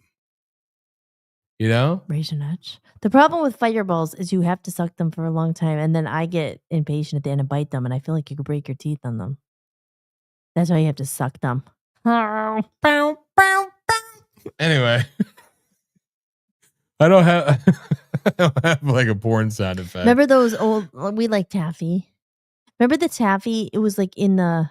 No. Not Airheads, because they're like, you get No. but remember that one taffy? I forget what. Oh, and I would get them. They because I used to live right by a convenience store. You know the convenient. But when Yes. you're little, when you're young, it seems so like big. It's like a big store. But we would go to the convenient all the time. But remember those like big taffies, and they had sprinkles on them. Oh yeah. Yeah. But you could get little ones. But then they came out with those big ones. I haven't seen those in a long time. I still love But the that stuff we ate is so bad. Of course, I still love the coconut ones, like remember them, like the tricolor coconut things that I like Yeah. them. I still prefer rainbow squares though. I mean, they're not candy, but rainbow squares. Again, my wife surprised me it was for my birthday or Christmas. Your birthday. My birthday. We got boxes delivered. And it was from a bakery in New York City, and she got me rainbow squares, black and white cookies, and an assortment. a assortment of Italian cookies. It was fantastic. Yeah. That's Aw. a fantastic wife for you. Thank I you. know. I love them. I wasn't cheap down. It was very I know. expensive. I know. But that it was it's so okay. good. So good. I wanted to do it. But anyway,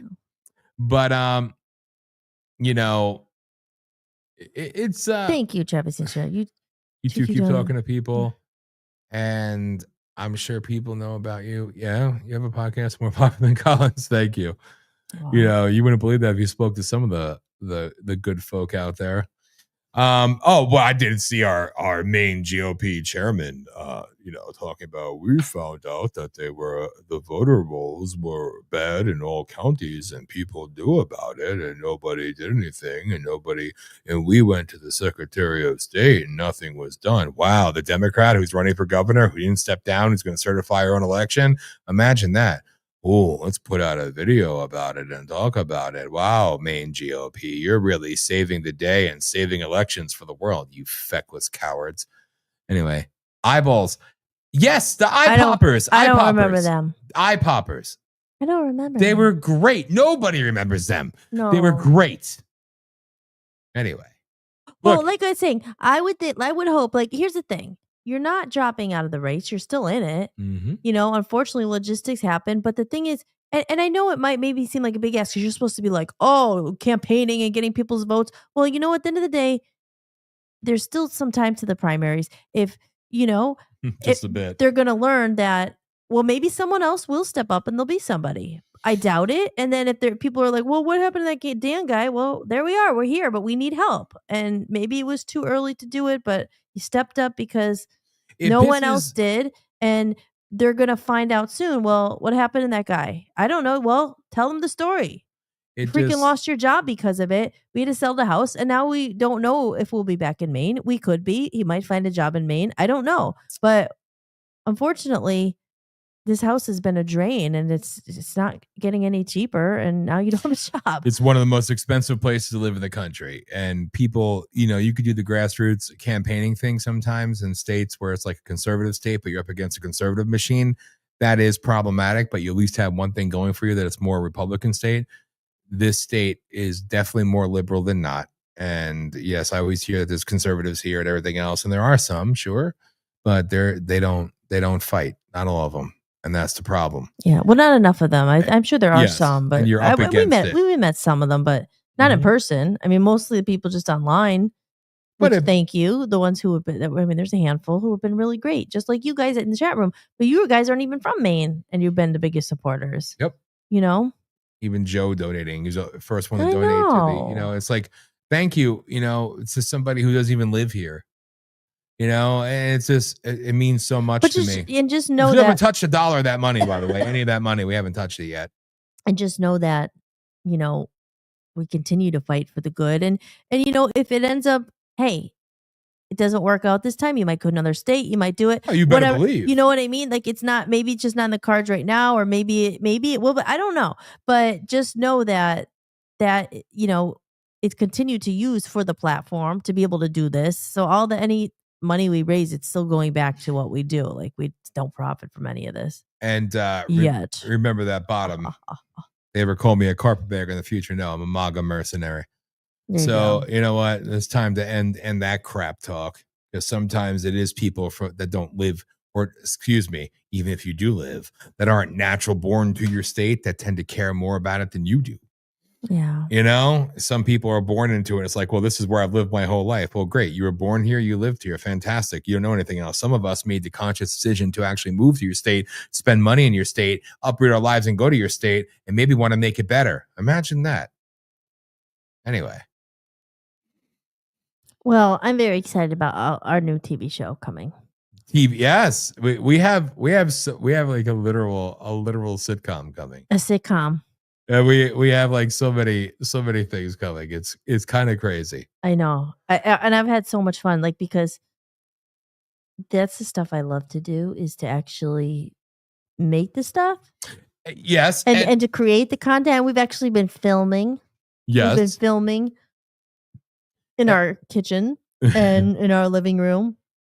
And like I said, it's exciting to watch it, because for us, my whole life, for so long, my whole life, but the last couple of years, like I said, as I was learning editing, like, I see all the stuff I want to do, but it's like, now that I could actually edit it, and like, our camera actually looked pretty good. The one camera didn't look that good, but we're learning. This is like a pilot episode. So, or a pilot series or whatever. It's like the first season. But hey, now after today, we apparently have a actual director coming into the fold. That's so cool, So, because that's what I see? see. We need like some cameraman, but it's, it was just that biggest hurdle for me was always having to figure out being the other side of it, like how these things work. And now, like, it's at a point where I'm like, okay, it's not hugely professional yet, because we're videoing ourselves. We don't have a cameraman or anything like that. But at the same time, it's about, what the show's about. And it's funny, and I'm just having fun editing it. Because sometimes you just need a break to do something good. Like, I love doing my music too, but I didn't, but this is something I've always wanted to do. And the storyline involves some of Maine here. So I had to, we have to do it here.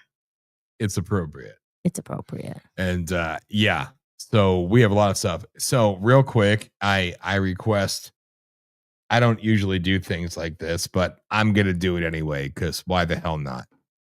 I should have asked Pastor David to do it.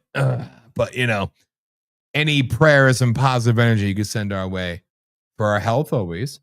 But we're doing all right. Monday is fasting beginning and the whole ritual and protocol. But health, obviously. Mental stability, we're good. But help, a little bit of prayer goes a long way. But also, I have 2 job interviews tomorrow now. And that'll be technically my 4th and 5th interview this week. All different jobs. So prayers, please. Prayers. Need some good energy out there. Yeah. So there. I never asked for such a thing, but I am. So there you go. Okay. Anyway, I'm done. Okay. Okay. So what else, Dan? What else? Should we? I mean, I could talk about the show. I could say the premises of it. Did I? Well, why not? It's Okay. their platform. Well, you talk. Let me find it. While I talk, If I can find it on my phone here. So this is what the new. I won't say the name of it yet. You got to give teasers. You don't want to put too much out there. Yeah, but this is basically the premises of the show. So hang on, everybody. Remember to share the show. If I could find it, I don't know. And do something. Do something. Follow us. Follow us, please. Excuse me. Hold on.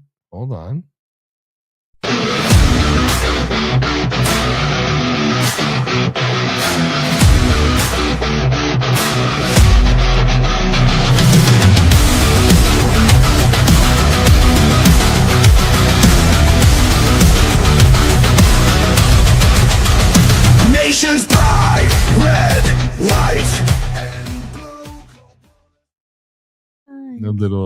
I like that. No, I like this one. How about this one? Oh, play it. Voice of the People USA Radio and TV Network. Real stories, real voices. We are the media now.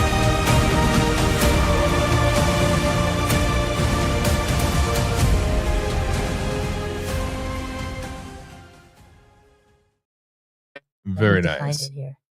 No, this is the right one. I just like to tell you my view on praying. It's not like you have to ask the Lord. He knows what you need. So instead of begging and pleading, just thank him and praise him, because he's already working on the situation. If he renders you were worthy of it. Oh, yes.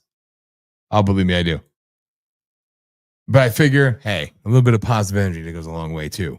I never asked for such a thing ever, Yeah, you ever. like you said, I agree with Timmy.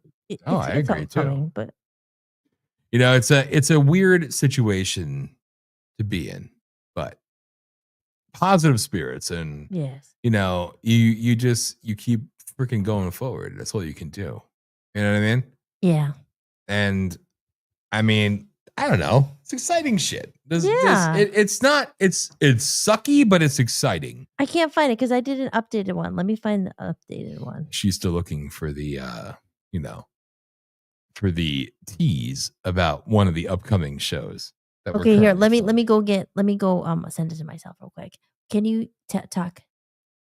Tick-tock. Well, I think I could talk. So don't worry about that. You see, what's unfortunate though is like the studio that we built here in the house, you're never going to actually see all that it could have been know, right? because we spent all that time and money and effort and money. Yeah, literally getting it all ready and now it's all packed in totes. But nah, not all of it, but it's okay. The good thing is about where we're going, it's going to be so much easier for you to find us and so much easier for you to watch us and engage and go to the chat room, the instant messenger stuff, the forum board. And again, it's going to be really, really cool, the things that we're going to be doing. So, you know, there's a lot to be had. And the good thing is no matter where we are, we'll be able to come to you the same way that we're coming to you now, just different backdrops. You know what I mean? So, but it's really interesting because we're literally moving in this realm of TV now, and which is, you know, odd to say but true. So it's gonna be a different time, you know. It is, and it's so cool. When is the actual moving date? We don't have one yet. We're hoping to sell the house relatively. It's been on the market for like 3 days, literally 3 days. So we don't know yet. We're hoping for the best, you know. And I like what Travis and Charlene said because it's true. Hold on. Collins disapproval rate. You don't know. No, I know. Yep. No, I'm not giving up. Hell, I was first. I can't give up. You know, so that goes without saying. And the other comment down there is your network in Maine? No. Well, I mean, our studio now is in Maine because that's yeah. where we are. But we could pick it up and take it anywhere, really. Mm-hmm. Yeah, literally. We do have a physical office now, though. Yes, which I haven't Texas. seen in Texas, in Sherman, Texas, about an hour outside of Dallas, Fort Worth. We actually have a VOP office. Thank you, Caesar. So we actually have a base of operations, you know, which is kind of crazy, but pretty cool. I mean, you know, I just can't wait to go there. And we're gonna have some people scattered throughout in Florida and now San Diego, and you know we're all over the place. But main hub of operations, of course, has been right here in Maine. Yes, but obviously, you know we're mobile, if you will. If you don't mind saying approximately how big a house and what's the listing for? Our house is 2,666 square feet. I hate that number, but that's how big it is. It's a full house upstairs and a full house downstairs, actually, the in-law suite, if you will, but it's literally two separate houses.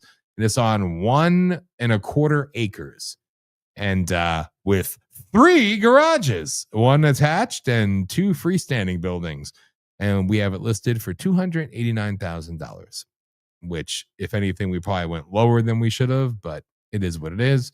You know, we're also not greedy. We're also, you know, who knows? But yeah. It's a beautiful house. And we're not going to make that much money off of it because after almost 2 years, I don't think we paid off anything of your principal. So we have a whole mortgage for what we bought it for, and we probably dumped close to $30,000 into it. So on top of it. Yeah. So, you know, so if we could get that, but again, I have no idea. I never sold a house before. I'm nervous about it. You keep saying don't be nervous. I don't know. I get scared. I don't know. No need to be scared. I shouldn't be scared, but I'm like, oh, is it going to sit here forever? Now he doesn't have a job, so to pay the more, you know. Well, I am getting severance for the next 2 months, you know, so I agree. Sounds pretty low and reasonable. I totally agree, Tim. Yeah. And you taxes. could look it up. We can even send you the listing if you know anybody. Yeah. Please. I posted. I mean, we have a real estate agent, and I've been posting it on like Facebook, a marketplace. And you know what happened too? How scummy, right? But I guess this is a scam that's going on. Wait, real quick. Don't forget that. The taxes are $2,100, and we have the homestead exemption. So after 1 year, that comes into place, and it goes down to $1,500. $1,500 a year. Go. Oh, so yesterday, so we posted it online for sale like 2 days ago. So it's new on the market. And then someone knocked at our door just yesterday. It was like a kid. I mean, like a younger couple. And he's like, "Is your place for rent?" And I was like, "No." I was like, "No, it's for sale. It's not for rent." And then he showed me on his phone. He's like, "Oh, it says it's for rent here."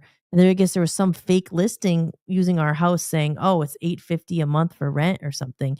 It's not for rent. And then he told me that I guess that's a scam that people do. They'll take pictures of people's houses and then say it's for rent and then try to get people to send money, or their information and stuff. So he said he was going to report him. I didn't even find it. Yeah, Florida's expensive. Yeah, Florida is one of the more expensive that's in places. taxes. Yeah, I know. Oh, yeah. I love Florida. That's one of the main reasons that we wouldn't probably go there because it's so expensive. But hey, We're going to be in Florida a lot, though. But because I like Florida. What part of Florida are you from? I got this dress in Florida. A certain somebody here, they want her to sing at Mar-a-Lago. So, a certain someone, me, I'm kidding. Hollis is my backing vocals. Anyway, I like Florida. Florida's fun. This is where I got this dress. It was so fun. I love it. I miss it. I want to go. I want to go back. I want to go. We had a nice little vacation there. It was so good. Well, we may go for your birthday still. Yeah. We have that damn thing. We went to the hotel and they had I love hot tubs. They're one of my favorite things ever. It's my top list. I love hot tubs. Me, I want to be in a natural hot spring in the middle of the Arctic. That's my dream. Yes. Sorry. Who do we have on next week? I am not 100% sure yet, actually.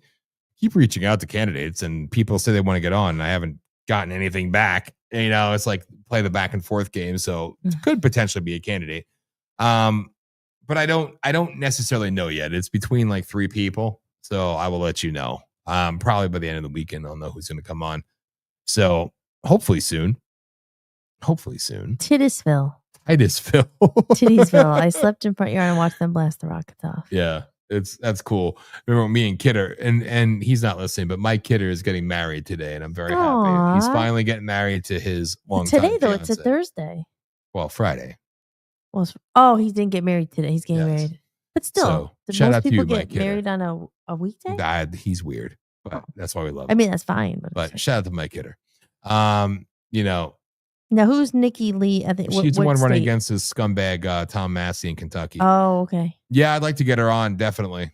That's a goal. And I hate Tom Massey and Rand Paul.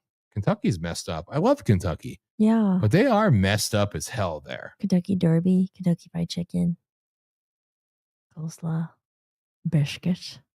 I kind of like Kentucky's got some. Mashed potatoes. Where were we? Lexington? I like cream corn too. Oh, they don't have that. I think anyway, but yes. So I'm gonna send a message to her. I didn't send a message to her yet, actually. But I'm gonna hit her up, I guess, on Facebook and try to get her to come on the show. That is a goal because I am a fan of her. So, are you gonna talk about the show? Oh yeah. So I will share this much. Oh, there we go. This is the I'm very excited about it. I'll talk a little bit about it if anyone's interested. It's a new show that's going to be coming to our network. Like not a live show. It's like going to be pre-recorded, like a docu series. It's not documentary, a mini series. Okay, so this is what it's about. It's the series premise. When eccentric widowed content creator I shouldn't say the name. When she finally leaves behind her grief and internet-famous solitude to pursue real community, she moves to the small town of Frenchville, Maine, a place known on paper for its warmth, values, and true Mainer pride. What she finds instead is a judgmental, cliquey community obsessed with traditions, fiddleheads, and potato parades, and deeply suspicious of anyone who didn't grow up in a log cabin with a snowmobile. Wait, this is the old one because I made another one. But with her glittery boas, neon leg warmers, and boundless, if sometimes misplaced enthusiasm, Mrs. Bean, with the help of her oddball manager Gary and growing gang of lovable misfits, tries again and again to win their hearts. Whether she's entering moose costumes, contest costumes, learning broken French to bond with locals, or forming her own outsider club of rejected townsfolk, Miss Bean keeps fighting for one thing: a place to belong. Each episode is a blend of laugh out loud absurdity, small town satire, and deeply human moments of grief, resilience, and what it means to start over at any age. Oh, wait, the pilot. Okay, so basically what it's about is that this lady, she had moved. Okay, so basically it's based off of me, to be honest.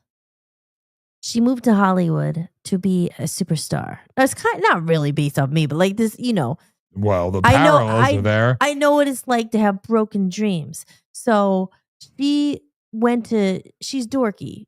She goes to she went to Hollywood to be a star. She wanted to be a YouTuber, like a content creator, a famous YouTuber or whatever. Or like so getting like lots of followers. She went out to Hollywood and basically they told her she was too old, she's didn't look the part, she'll never make it, and she had to change everything who she was. She could be a star, but she had to completely never be herself. They just told her, just whatever you do, don't be yourself. You can't be your authentic self. You need this. You need a boob job. You need, you know what I mean? You need to lose weight. You need to get put, like basically what Hollywood does. You know what I mean? You have to blend in and you have to like become whatever to make it. And so she retreats. She left there. She's a widow. Her husband, Bill, died in the war. And her husband was best friends with this guy named Gary. And Gary still looks after Mrs. Bean, checks on her, and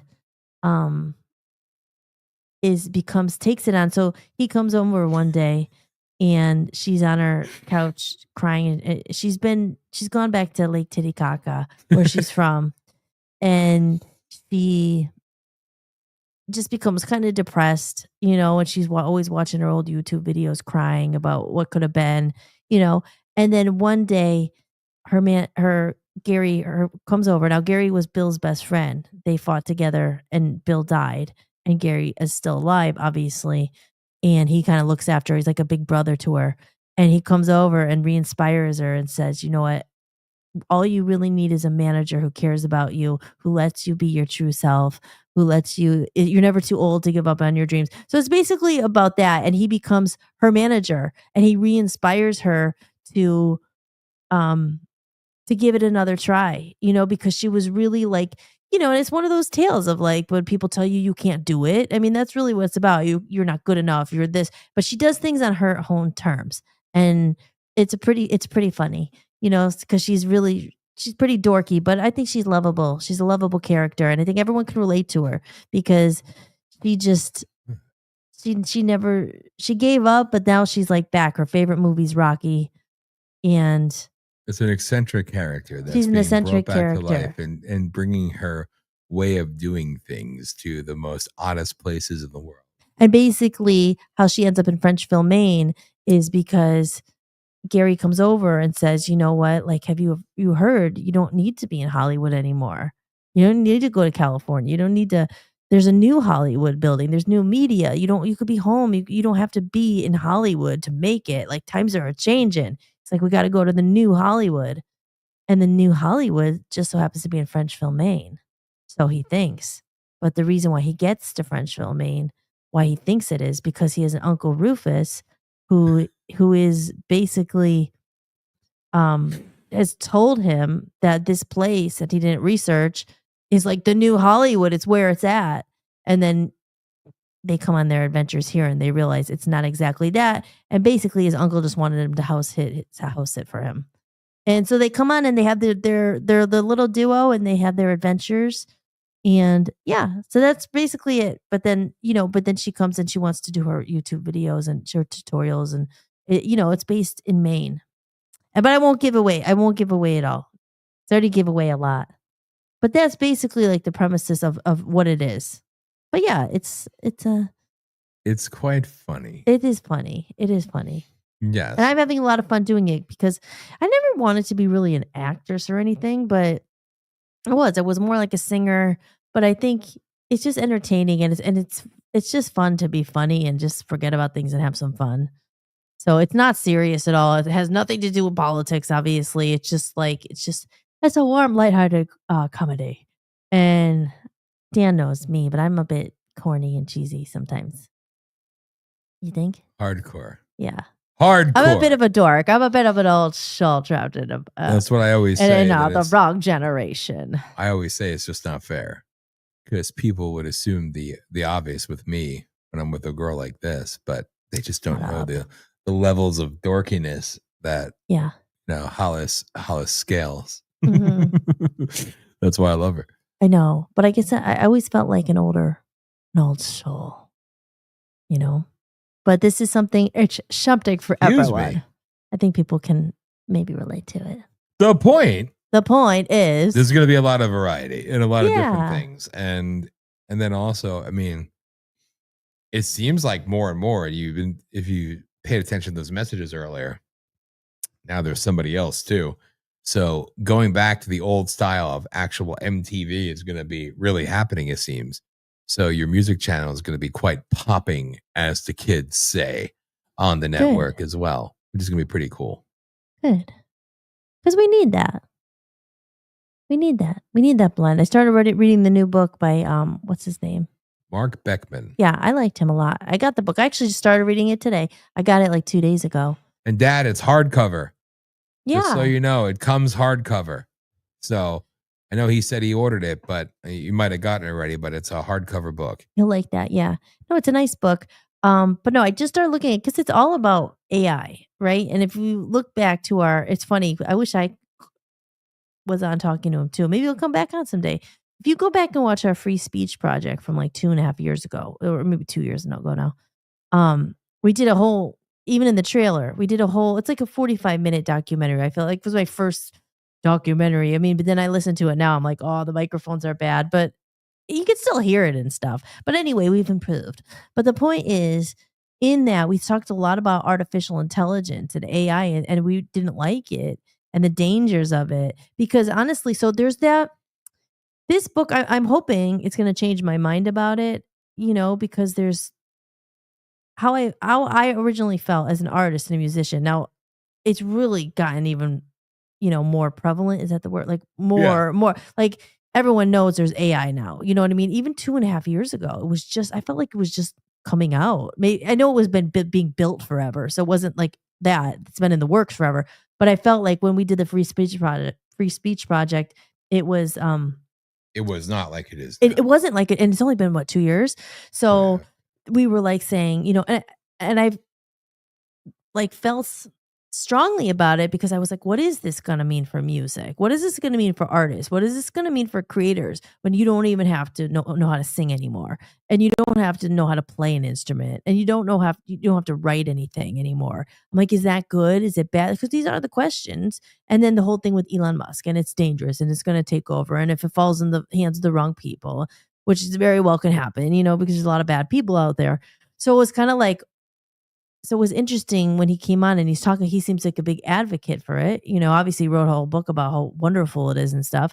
So, it's at the point now, it's not going anywhere. It's not like humanity has never faced this, I don't think, right? No. This is like it is like it's a shift, right? Like, wasn't it like during like the automobiles when they came, it was that like life was never the same. We've never faced AI before. Like it's only gonna speedily, even faster move. Like it's here to stay. So I think what was interesting about him is he's saying, well, this is how I used to feel, kind of like if you could be against all you want, but it's just like anything. It's like, I don't know, if you don't have a cell phone these days, it's like it's gonna be really hard for you to live. Unfortunately, like some people don't have it, or I know your dad has the old one, but I mean, most people like our age, like you have to, like you can't even do certain things without a phone, So my point is, I don't know, you just kind of have to embrace it. And how he was saying, it's coming, so be equipped. I'm like falling apart at the seams here. He's like be trying. equipped for it. So like if we can use it now, that's my mind has shifted. I still think there's some dangers, but I was getting back to saying for us, it's still important to have that creativity and like keep some of that old what we're have your real thoughts and everything, because he was saying, even I just started reading it, like it's the age of imagination. I like that because I imagine anything you imagine can come to life. So there was good things about it and bad things. So like in the beginning, I was like, no, this is going to take away our jobs. But then I realized, wow, I could actually make all this stuff I was never able to do because I didn't know how to do it. It's still my ideas. It's still my music, but there's a way now to automate things. Like he was saying, now you can compete with people who have billions of dollars because you could use these tools that you would need a whole team to use. I'm not talking about the creative stuff. I'm talking about like automating, like getting ads out there. So you find our network. I could sit there and how to do it, like take me freaking 10 hours to do it. Or maybe there's an AI that can put those ads out for you and do stuff like that. So, I didn't get very far in it yet. I'm just on chapter 2. And also about the medicine and all that. That's the second chapter I'm on. But I don't know. I think one of the things he's talking about too, which is good, is he's trying to teach people the good ones that you could utilize and how you could effectively use it. I think that's what he's trying to kind of white knight when it comes to that. And I do appreciate that because it's not going to go away. Right, right. I have many gripes and grievances about AI. Many. Yeah. But he's trying to give people the tools, the ones you could use, to actually do some good with it versus the overwhelming crap that's going to be out there. It's going to be dominating. It's kind of taking control. Well, right. Because here's Tim says. Yeah, he's spot on. I know and this is the stuff, because like even reading his book, it's kind of like, okay, but you're like, there'll be no cash. This is all the stuff that we were like, oh, I don't know about that. Like you're literally I don't know. I think the thing is it is not going anywhere. So it's here. It's only going to get crazier and you could say worse or better, but it's going to get crazier. So, it's here to stay. So I don't know, because it is, I'm half and half, but I'm trying to look on the bright side because I'm like, okay, how can we use it to our, try to find it is a little scary though. The best of it. And it's rough, but he's right. No, I know. And the Alexa thing. Oh God. Yeah. The Alexa thing is terrible. They're spy devices essentially. Yeah. So, that's kind of been known, and it's crazy to think about because it brings me back to the point where you said, remember that movie, The Social Dilemma? The Social Dilemma, where it's like, even like the first so much I read in his book so far, he's talking about like, how it's going to be, AI is used so when you go for your shopping experience, they'll know exactly what you want. You don't need a virtual dressing room, you don't have to do anything. And it's like but again, it's all about so you could buy stuff. Like, you know what I mean? Let's have all this AI. Like, remember they say they know what's in your refrigerator. There's stuff like the AI will like see what you need for groceries. Also, you could buy stuff. Like that's all. It's like this consumer world. Everything is, let me get all the information, how you think, what you might purchase. Also, you could buy stuff. Consumerism and control. I mean, that's I really guess what if you're starting a business or blah, blah, blah, but like, but that's life, right? It just seems like this is what the world is. What can you buy? How much money everything's money. What could I get? Everyone's scoping you out. Every freaking spam call, every scam, everything's out to get your money. It's just, oh my God. Go on. I see a comment down there, Travis and Charlene. Oop, wait, I missed this one. Just like some people sell their soul to the devil for their career, reputation, and prosperity, not a good thing to do. Yep. I'll escape that evil. I wrote a song about it. That's right. It'll be out one of these days. This coming. Research is easier with phones. Yeah.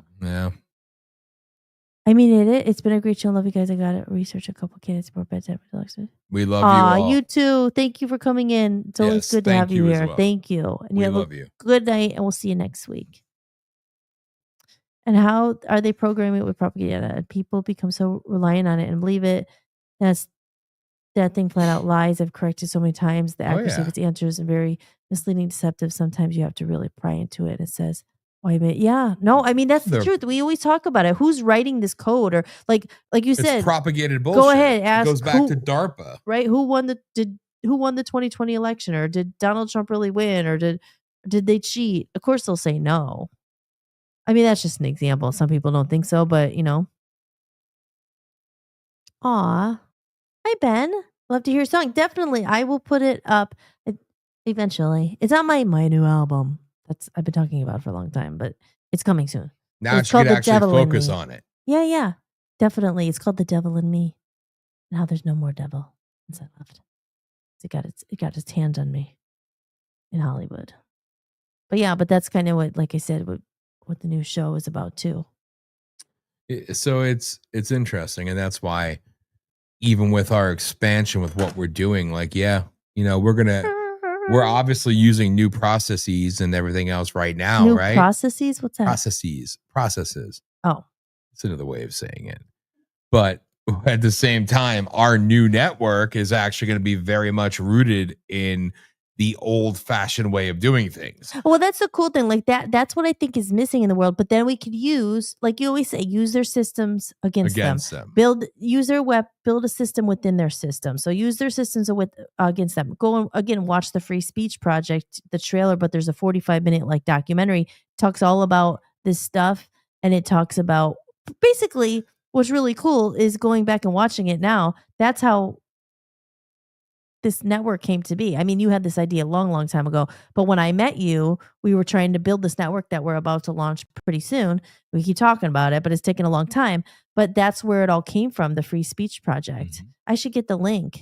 Yeah, and I had that idea for the Free Speech Project back in 2007. Tim, you should take a look at it. I think you would like it because we talk about AI because years ago, now we're talking about like, I don't know, 10 years at this point, maybe more. I wrote something called the Reconnection Movement, and I talk about it in there. And it was, whatever. It was what would you call that? It was like a manifesto or something. Pretty much. It was like a warning. You did a video. Yeah, and this was way before. I mean, this was 10 years ago. Yeah. I knew it was coming because I said, even just then, I remember writing it. It was really weird. It like came through I did not use ChatGPT, nothing. I wrote it like exist. Yeah, it didn't. It didn't exist. It literally flowed through me like I was channeling it, and it was talking all about like how we're the last generation, the people who are in the 80s. We're the Zennials, I say. You're in between the Millennials and the Gen X, I think. I remember it's wrong, but anyway, we're in that. We're the very last, and you guys probably are if you're in your 40s or over. We were in the very last generation who grew up with the semblance. Well, I'll say semblance is the word of the old, of CDs, of cassettes, of nature, of hide and seek after, you know what I mean, after coming home, being out after dark, of bikes, of cabins, of, you know what I mean, there's still that stuff, but usually when those things are there now, there's a phone right there. So we were literally, like I said, we're in this weird generation. Like I said, the people who are older, who are probably 40 or above now, maybe, like 40. I didn't have a phone in high school. Nope. I didn't have Facebook in high school. Nope. Now, no one else ever born from now on will never be born without like phones around. Mm-hmm. We didn't have that. So we are literally, I'm one of the last generations. And so was he. And like I said, anyone 40 above we grew up without Facebook, without phones. We got them later. I didn't get them till I was in college. I think I had AOL when I was like 16. We started getting it, but we never had a cell phone. So we're literally the last generation. And that's what the Reconnection Movement was about. It was just saying like, oh my gosh, I'm sitting here watching like 9 out of the 10 people are on phones. And this was 2013 or 14 or something. Well, I didn't have a computer. I didn't have a computer my whole time up until after I moved out of my house. Didn't have a cell phone until after high school. Caesar, you're like 70 years old though. Yes. Yeah, you had a little younger. No, he's older than us. He's our age. Caesar, the coup. He's our age. The coup. It was like 41, 42, 43. But 8 tracks. Yes. Yeah. So we had, and your dad, you know what I mean? Like the older generation, we have to have the phone because we have to do it. Older generation, like my mom, she's terrified of the phone. She won't use it. And then some people have embraced it. My other aunt is older and she's always on her phone. So whatever, each to their own, because my mom's retired and stuff. So she doesn't have to have it. Like she doesn't want to, that's up to her. I wish she would get it because it's sometimes easier to text her, know she's all right or whatever. But hey, I could understand. You know what I mean? They never grew up with it. We have no choice. But anyway, that's what the reconnection thing was. And the free speech project, do you want to play it? I have the trailer. You have the trailer. Let's play the trailer. It's 10 minutes and you'll see exactly what we're talking about. Again, the audio is not terrible, but it's not as good as. This was our first ever time doing something like Yeah. this. This is from like right after we met. Yeah. And this was literally my idea and her idea that we didn't know each other and kind of come together, because I had this idea in 2007. The free speech project. And now that's what literally, like I said, that's what this platform is. It didn't go exactly as planned. We didn't get $1 from everyone. You'll see. But it's okay. We got there a different way. And that's really what this is. What we want it to be eventually. Okay, ready? Okay, here we go. For those who've never seen it. Did your dad see this? I don't think so. Okay. Here we go. This is our moment in time to take back what they've taken from us. This is the Free Speech Project.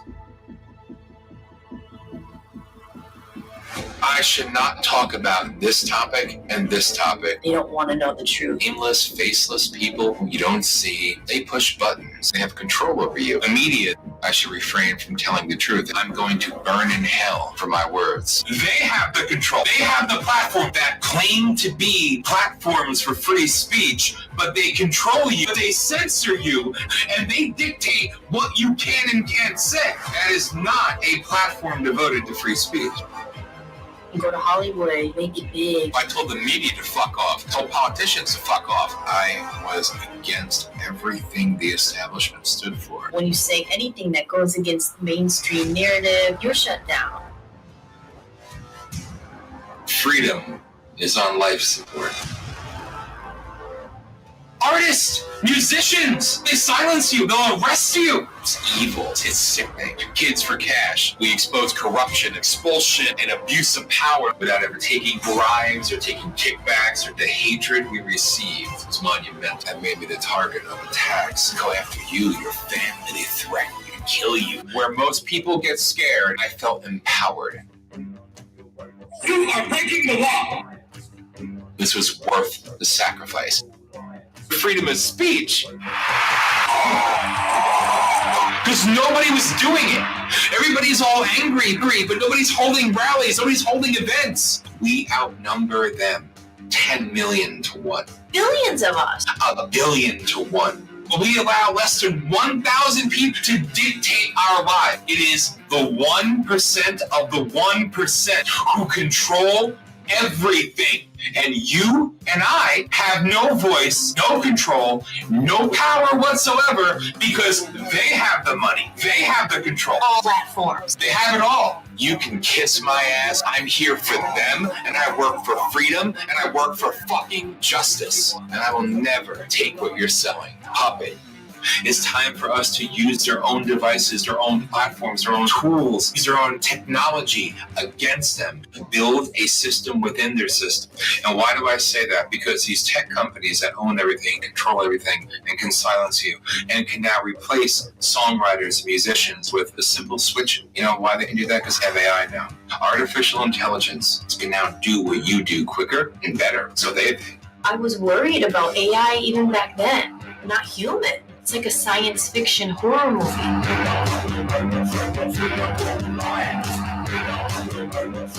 We are more than a strike on YouTube, than a violation of community standards on Facebook. What's the one thing that holds us back? One thing. It's money. These people have millions and billions of dollars. Money. You need to have the millions, the backing of Silicon Valley and the backing of all the tech giants. It's not true. It takes a long time when you do it the right way, when you don't sell out, when you don't give up your soul, when you don't become a part of the establishment, and not having the millions of dollars, and not having the investors, and not having these companies that want to invest in you, when in reality they want to own you, they want to own your dream, they want to take your soul. Built a completely grassroots radio network, completely uncensored. It continued to steamroll England, Australia, New Zealand, Tokyo, France, far faster than one could ever possibly imagine. Our first show had over 2 million people listen to it. The momentum of truth cannot be silenced, cannot be stopped, because truths need to be spoken. They'll have you think and believe that it could take hundreds of millions of dollars, $1 billion. It's not true. You know, I'm a nobody. I'm a nothing. I'm a regular person working regular jobs, but I found a way to build the server, build the platform, build the apps, get it out there that gave people a platform, giving people a chance to be heard. I was told that it's dangerous. I've used over $150,000 of my own money, hard earned, to build a platform heard by 64 million people in 98 countries. So don't tell me that you need millions of dollars, that you have to bow or bend the knee to media companies, to conglomerates, record labels, tech companies, to politicians, to anyone. It can be done as long as you persevere. Do you know how much it takes to build a true multi-streaming platform that can cater to building a worldwide community to give you a stage, a microphone, a voice, a monetary value? About $4 million. That's it. That's what it takes. Do you realize that if a quarter of that audience donated $1, we could build 6 platforms, completely uncensored, damn near Twitter size, close to Facebook size platforms. That's what it would take for $1. How invested are you? I've seen the power of what people coming together can do when one person has an idea. An idea becomes bigger than the person. That's what matters. The people are there, and the people care. No matter how much money's in the bank, everybody should have the right to have a voice. The cause that you're willing to die for. Free speech worldwide. For you, it's for me, it's for everybody. For those who no longer have a voice. Human emotion. Alternative ways of thinking. Holistic health. Artist. Songwriter. Uncensored. Nothing can take the place of our soul and our heart, no matter how hard they try. And we matter. We're a people, community. We're worldwide. We're everywhere. We're human. Artificial intelligence versus human passion and devotion. It's time for us collectively to come together. It's our turn to fight for the future. A movement. This is a revolution. We are the voice of the people. Give people like us. There's so many people like me. There's a lot more of us than them. You take back control. A worldwide, universal platform, community to be heard. But you believe the cause is just. You face all the evils of the world coming against you for trying to do something good. I want the good guy to win. Does the story of your loved one or of your friend deserve to be told? I think it does. This is the birth of the Free Speech Project, standing up against the establishment. Do you know what it's like to fight back? It's time to silence them with the voices of us. We can fight back against medical industry, political industry, music industry, film industry, the tech gods, those who profit off of death and destruction and silencing people, jailing free speakers, free thinkers, to lock us down, to silence us, poison us, to hurt us, to take away from us. We can't say anything about it. What is done to us on purpose. I see you for what you are. There's millions of us. They are the fraud. I don't care if you're in Somalia, if you're in Japan, China, Russia. It's time is to do the one thing. It's exactly what the powers that be do not want. Unite worldwide. They want us separated, want us hating each other, against each other, not to hear what we have to say. And we have more in common than that which separates us. This is a war against us. A war we didn't ask for. It is up to the voice of the people. We are the answer to the problem. We can fight back. This revolution, something better than what we've been forced to endure for so long. I only believe the world can unite, and we're committed to free speech worldwide. We can build a platform that we control, owned by us, that they cannot take from us. They cannot silence, censor. Literally, if they gave $1. For $1, is your life worth $1?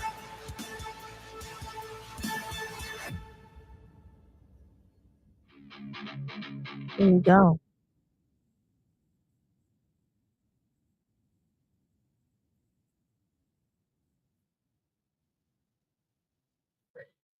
What? Stop sharing. Nah, well, It's okay because just ask where they could donate. Together that is not censored or controlled by the tech gods. To learn more about what the free speech. Yeah, there you go. So there you have it. But yeah, so anyway, we brought that up because again, it's kind of a cool moment because now it's finally coming together. Now our idea was, if everyone just gives $1, but we didn't have the money really to promote promote it, get it out there. Yeah. Because then we quickly learned that it's a sea of a lot of people trying to do stuff, and we just couldn't. And it was also during COVID, remember? So it was more like because this platform, it was when we met, it was me. I had just left the music industry, and I'm like, fuck Hollywood, and but I still wanted to do music, and I started billing. I was at home back in Scranton. Again, I had my other little series I made called Holly's Playhouse up there. It's gonna be on our network. That was during COVID, but I was at a bad spot because I had just left. Literally, I had been on the West Coast for like almost 10 years, and I had to move back to Scranton, and I lived in my dad's house in the attic there. I didn't live in the attic, but I lived in my dad's house. In the attic, I turned into my studio and I was doing the music part. And I was like, you know what? I'm going to learn how to do this stuff myself. I'm not giving up.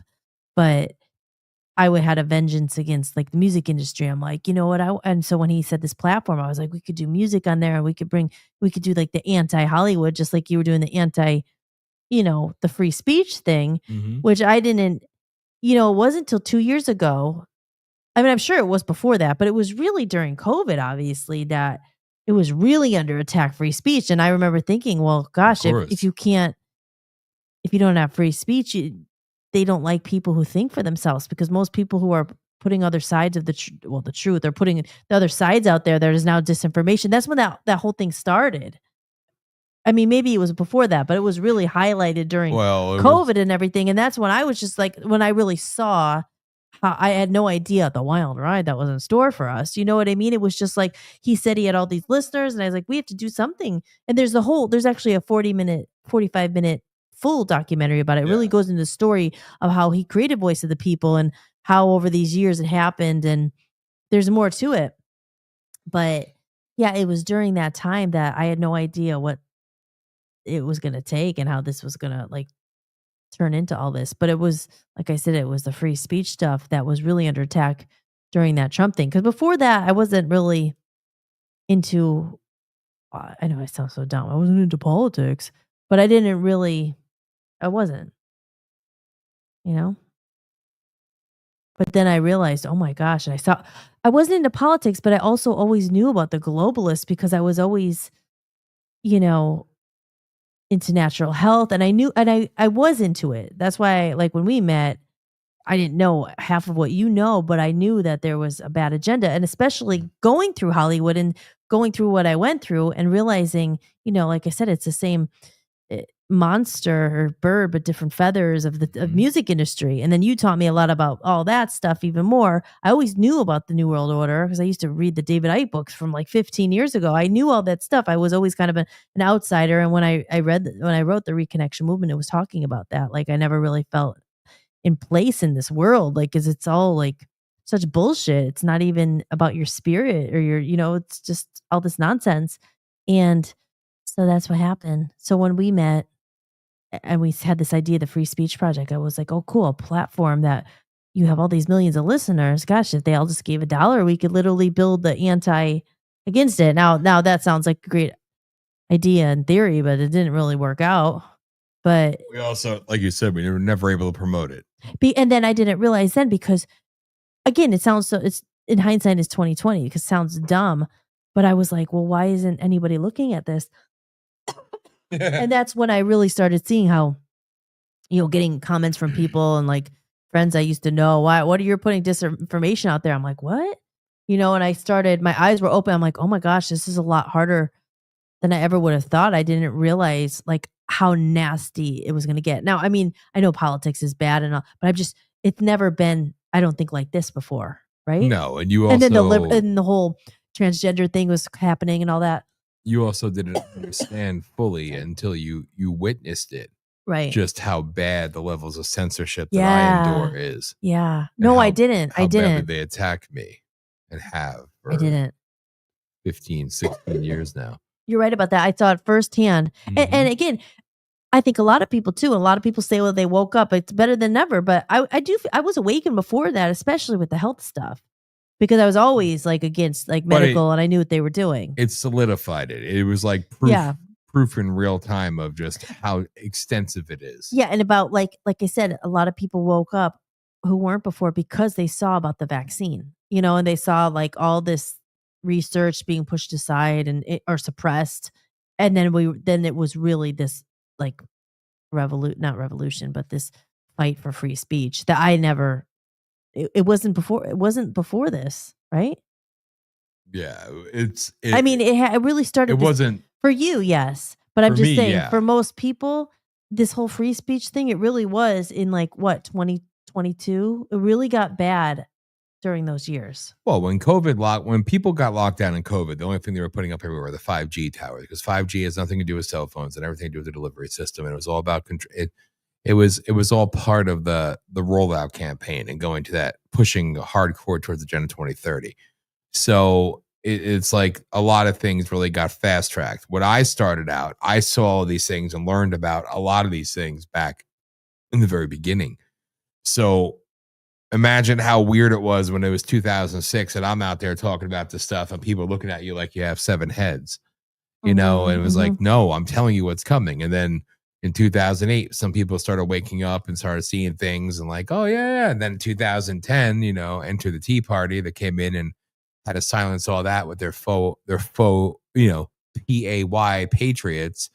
And they started commandeering it and taking it over and burying all the other stuff. And then, so it was like, there's been so many different variations of it, but in a way, it's like, I'm not happy that you got to see what I endure, but you knew then that I wasn't bullshitting you. Yeah. And then I saw, and like you said, and I see why this, but again, you've already lived it, but it seems like with this MAGA, what happened in the last week, it's like a repeat of the same thing. Oh, and nothing changes. And it's just like, that's why I get so mad. Yeah. Because it's like, I've seen the same game, same cycle, same crap played time and time and time again. Yeah. And it blows the mind how people fall for it every single time. Yeah. And it's so entrenched, and it's like literally like I told you back when I was having a rally in 2007 and the home rule people wanted to come and do all their bullshit in Pennsylvania. And I told them to go to hell. And people were like, why are you being mean to them? They want to fix the problem. And they took over, and then all the small municipalities they lost their identity. They got rolled up to a county commission. It's all about Agenda 21 at the time, and it was all about the blight, blight. Your property's too big. We're taking it from you. You can't do anything about it. It was all about control and taking land and taking power away from the people. And I think like you said, like you met me and you got re-inspired because you met you didn't have to fight it alone. Mm-hmm. And you were like, so when even coming up here and seeing what they were doing to the town, and it's all like depressed. And what did I always tell you? What did you say? You said, well, I think we went into it like hoping again for, no, we could do it this time. We're not alone. And you see the same exact thing. And it's not getting any better, and it's not getting fixed. And you eventually, I don't want to say you give up, but you say, okay, maybe it never will change. No, you could do what you can to try, but it's not about giving up. It's about fighting back harder, but doing it in a smarter way. Yeah. And really doing what we're about to do, and just, use the expansiveness of it. Because again, what have I told you time and time again? That no matter where I go, no matter what I'm up against, it's the same familiar enemy. It's the same evil. It's the same thing, the same faces sometimes, the same names, the same entities. Yeah. And I just see how they just wear a different mask. And again, for me, it doesn't sound like anything because it's only 20 years, but still it's 20 years of doing this. And everybody else is like, I've been around since the escalator ride in 2015. And I'm like, well, fuck you. I've been around 8 years prior to that. It's like, and that's the thing. And then there's other people like, look at somebody like Tim or other, been fighting or awake even longer. It's like, I know how they feel to a degree because I've been that person for so long, and it's easy to lose hope, but that's what they want. So you can't lose hope. So I'm more inspired than ever. Yeah. I'm more in it now than ever before. It's this And that's the thing, too. realization of doing what you need to do the right way. Yeah, and I am too. It might sound like negative or like, oh, she's given. I haven't, but like I said, it's a different kind of It's a different kind of fight. knowledge or something that comes over you, and you see really how. Okay, then you have to strategize and say, okay, how do it? Because despite how much you want to give and you want to dedicate your life and you're this and it'll change. If it might not, if you're in a special. So how are you going to change it if you're not in a good spot? So you have to like regroup, re-strategize, And restructure. and like I said, unfortunately, and the saddest part is, it's all about money. Yeah. And even like I said, even if you do have money, doesn't mean you could fight back. But Look at at the Trump; end- he has money. I mean, he got elected, obviously, and he's able to do a lot of big things. It's only because, well, if he didn't have the money, he couldn't do this. But at the end of the day, we're going to be a story when we launch and when everything is doing it. We're going to show people how, yes, it cost us a lot of money, but we did it without the money. Yeah. And that's the inevitable win, because what we're going to do is something very multi-layered, multifaceted, and it's involving the old school way mixed in with the hybrid, fused, if you will, with the new methodologies in a way to get to the masses, get to the people, continue on, but in a way that nobody else is doing, nobody else is thinking about, or they're using one aspect of it. Well, we're blending it all.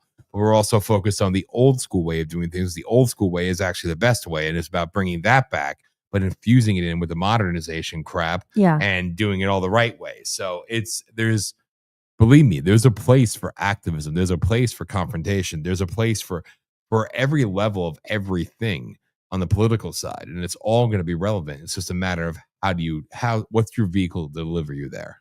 Yeah. So that's why we're doing it. And again, the story there is the fact that we are bringing it to fruition in spite of everything. Yeah, because it's a longer, hard road. But like you said, when you do the longer, hard road, you're the last one standing. Look at the Tea Party. Where are they now? Exactly. They've come and gone. Like all these people who come in for their quick, they're grassroots, this or that. They come and they go. And like, who's still standing? You're still here. Mm-hmm. So I'm more pissed off than ever. Building a strong foundation, Well, yeah, so because other people build it quick because they have the money to build it, but they come and go, fake. and then they'll be exposed. Yes. Hopefully. And then they'll regroup and pretend there's something else and grift off the next one. Yeah. So true. And no, we're not doing an all-nighter. Nah. We're probably going to go soon. Yeah, we're going to wrap it up. So we're going to go have dinner. Yes. We do it late night on Thursday nights. That's right. Yes. And the 5G stuff. Oh yeah, I could get into that all day. I always tell people, just simply, if you have a 5G phone, just go stand under a 5G tower. I have full 5G and I can't make phone calls. Well, that's because it's not about phone service. It never has been. It's a delivery system, so it's. Where's Caesar? Did he leave? Caesar, you still there? Caesar. He missed it before. His last we were talking 45 seconds and 33 seconds? No, 45s and 33s. Oh. He missed it when we were talking about him before. So. Oh. Wow, that was a little loud. Excuse me. But we're starting to yawn. I know. Well, it's been a long day. Not really. Yeah, it has. Maybe for you. Yeah, Has it's it been always long? for me. I never, yeah. I don't remember. Oh, it did. Yes. Yeah. Well, any final words, Dan? I think we might just wrap it up a little early. We're wrapping it early. Yeah. No, I had fun. I loved having Pastor David on. I look forward to doing stuff with him because there's going to be a lot of that. Let the truth be told. Voice of the people. See the hybrid there works together. And I didn't realize that he was sharing this whole stream on his Facebook and his YouTube. That's so cool. And I appreciate that, Pastor David Lowery. We love you. And I'm sorry in advance when your YouTube inevitably gets a strike. Yeah. I'm sorry. He didn't tell me that. That's why I don't ever put anything on YouTube. Again, I'm on YouTube account Can number you 500. curse on YouTube? Yeah. You could curse on YouTube. You but just can't say vaccines kill people, government tracking, all that crap. But Tim, you're not by yourself. You're with us. You're with us. So that's not Tim. Kim's Tim, right? That's Tim. no, Tim's from Florida. yes, different Tim. Okay. Aw, well, you're never alone. That's right. You always come hang out with us. We're sitting here together, but kind of by ourselves. Not really. We're in the land of yeah. But yeah, it was fun, and he's awesome. No, he's good. Yeah, So he's a there's good going to be guy. a lot of cool stuff coming together, and a lot of big things happening. So it's going to be awesome. And Tim, you'll be able to tune into a whole bunch of different type of programming and different things, and get involved in stuff. It's going to be fun. I'm telling you, we have a lot of stuff coming. So Yes. the labor of love. Did you get a message? No. Oh, A notification or something. Alrighty, let's see what's going on in the Twitter world before we sign off. Anyone else in the chat room? what is that? Pastor Dew is a good and strong, powerful. Hey, you should be able to find me in your PMs. Holler at me anytime.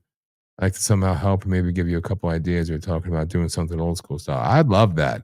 And so you talk about CB radios too. I love that. Like, yes, Tim, I will definitely hit you up.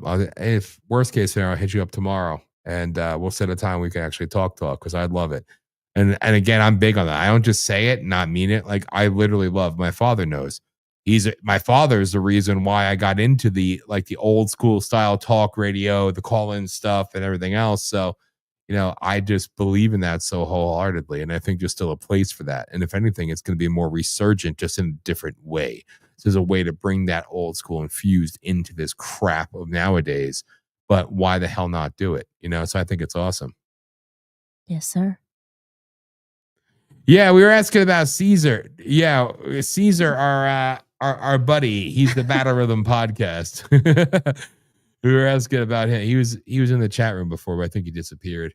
He went and saw a show tonight.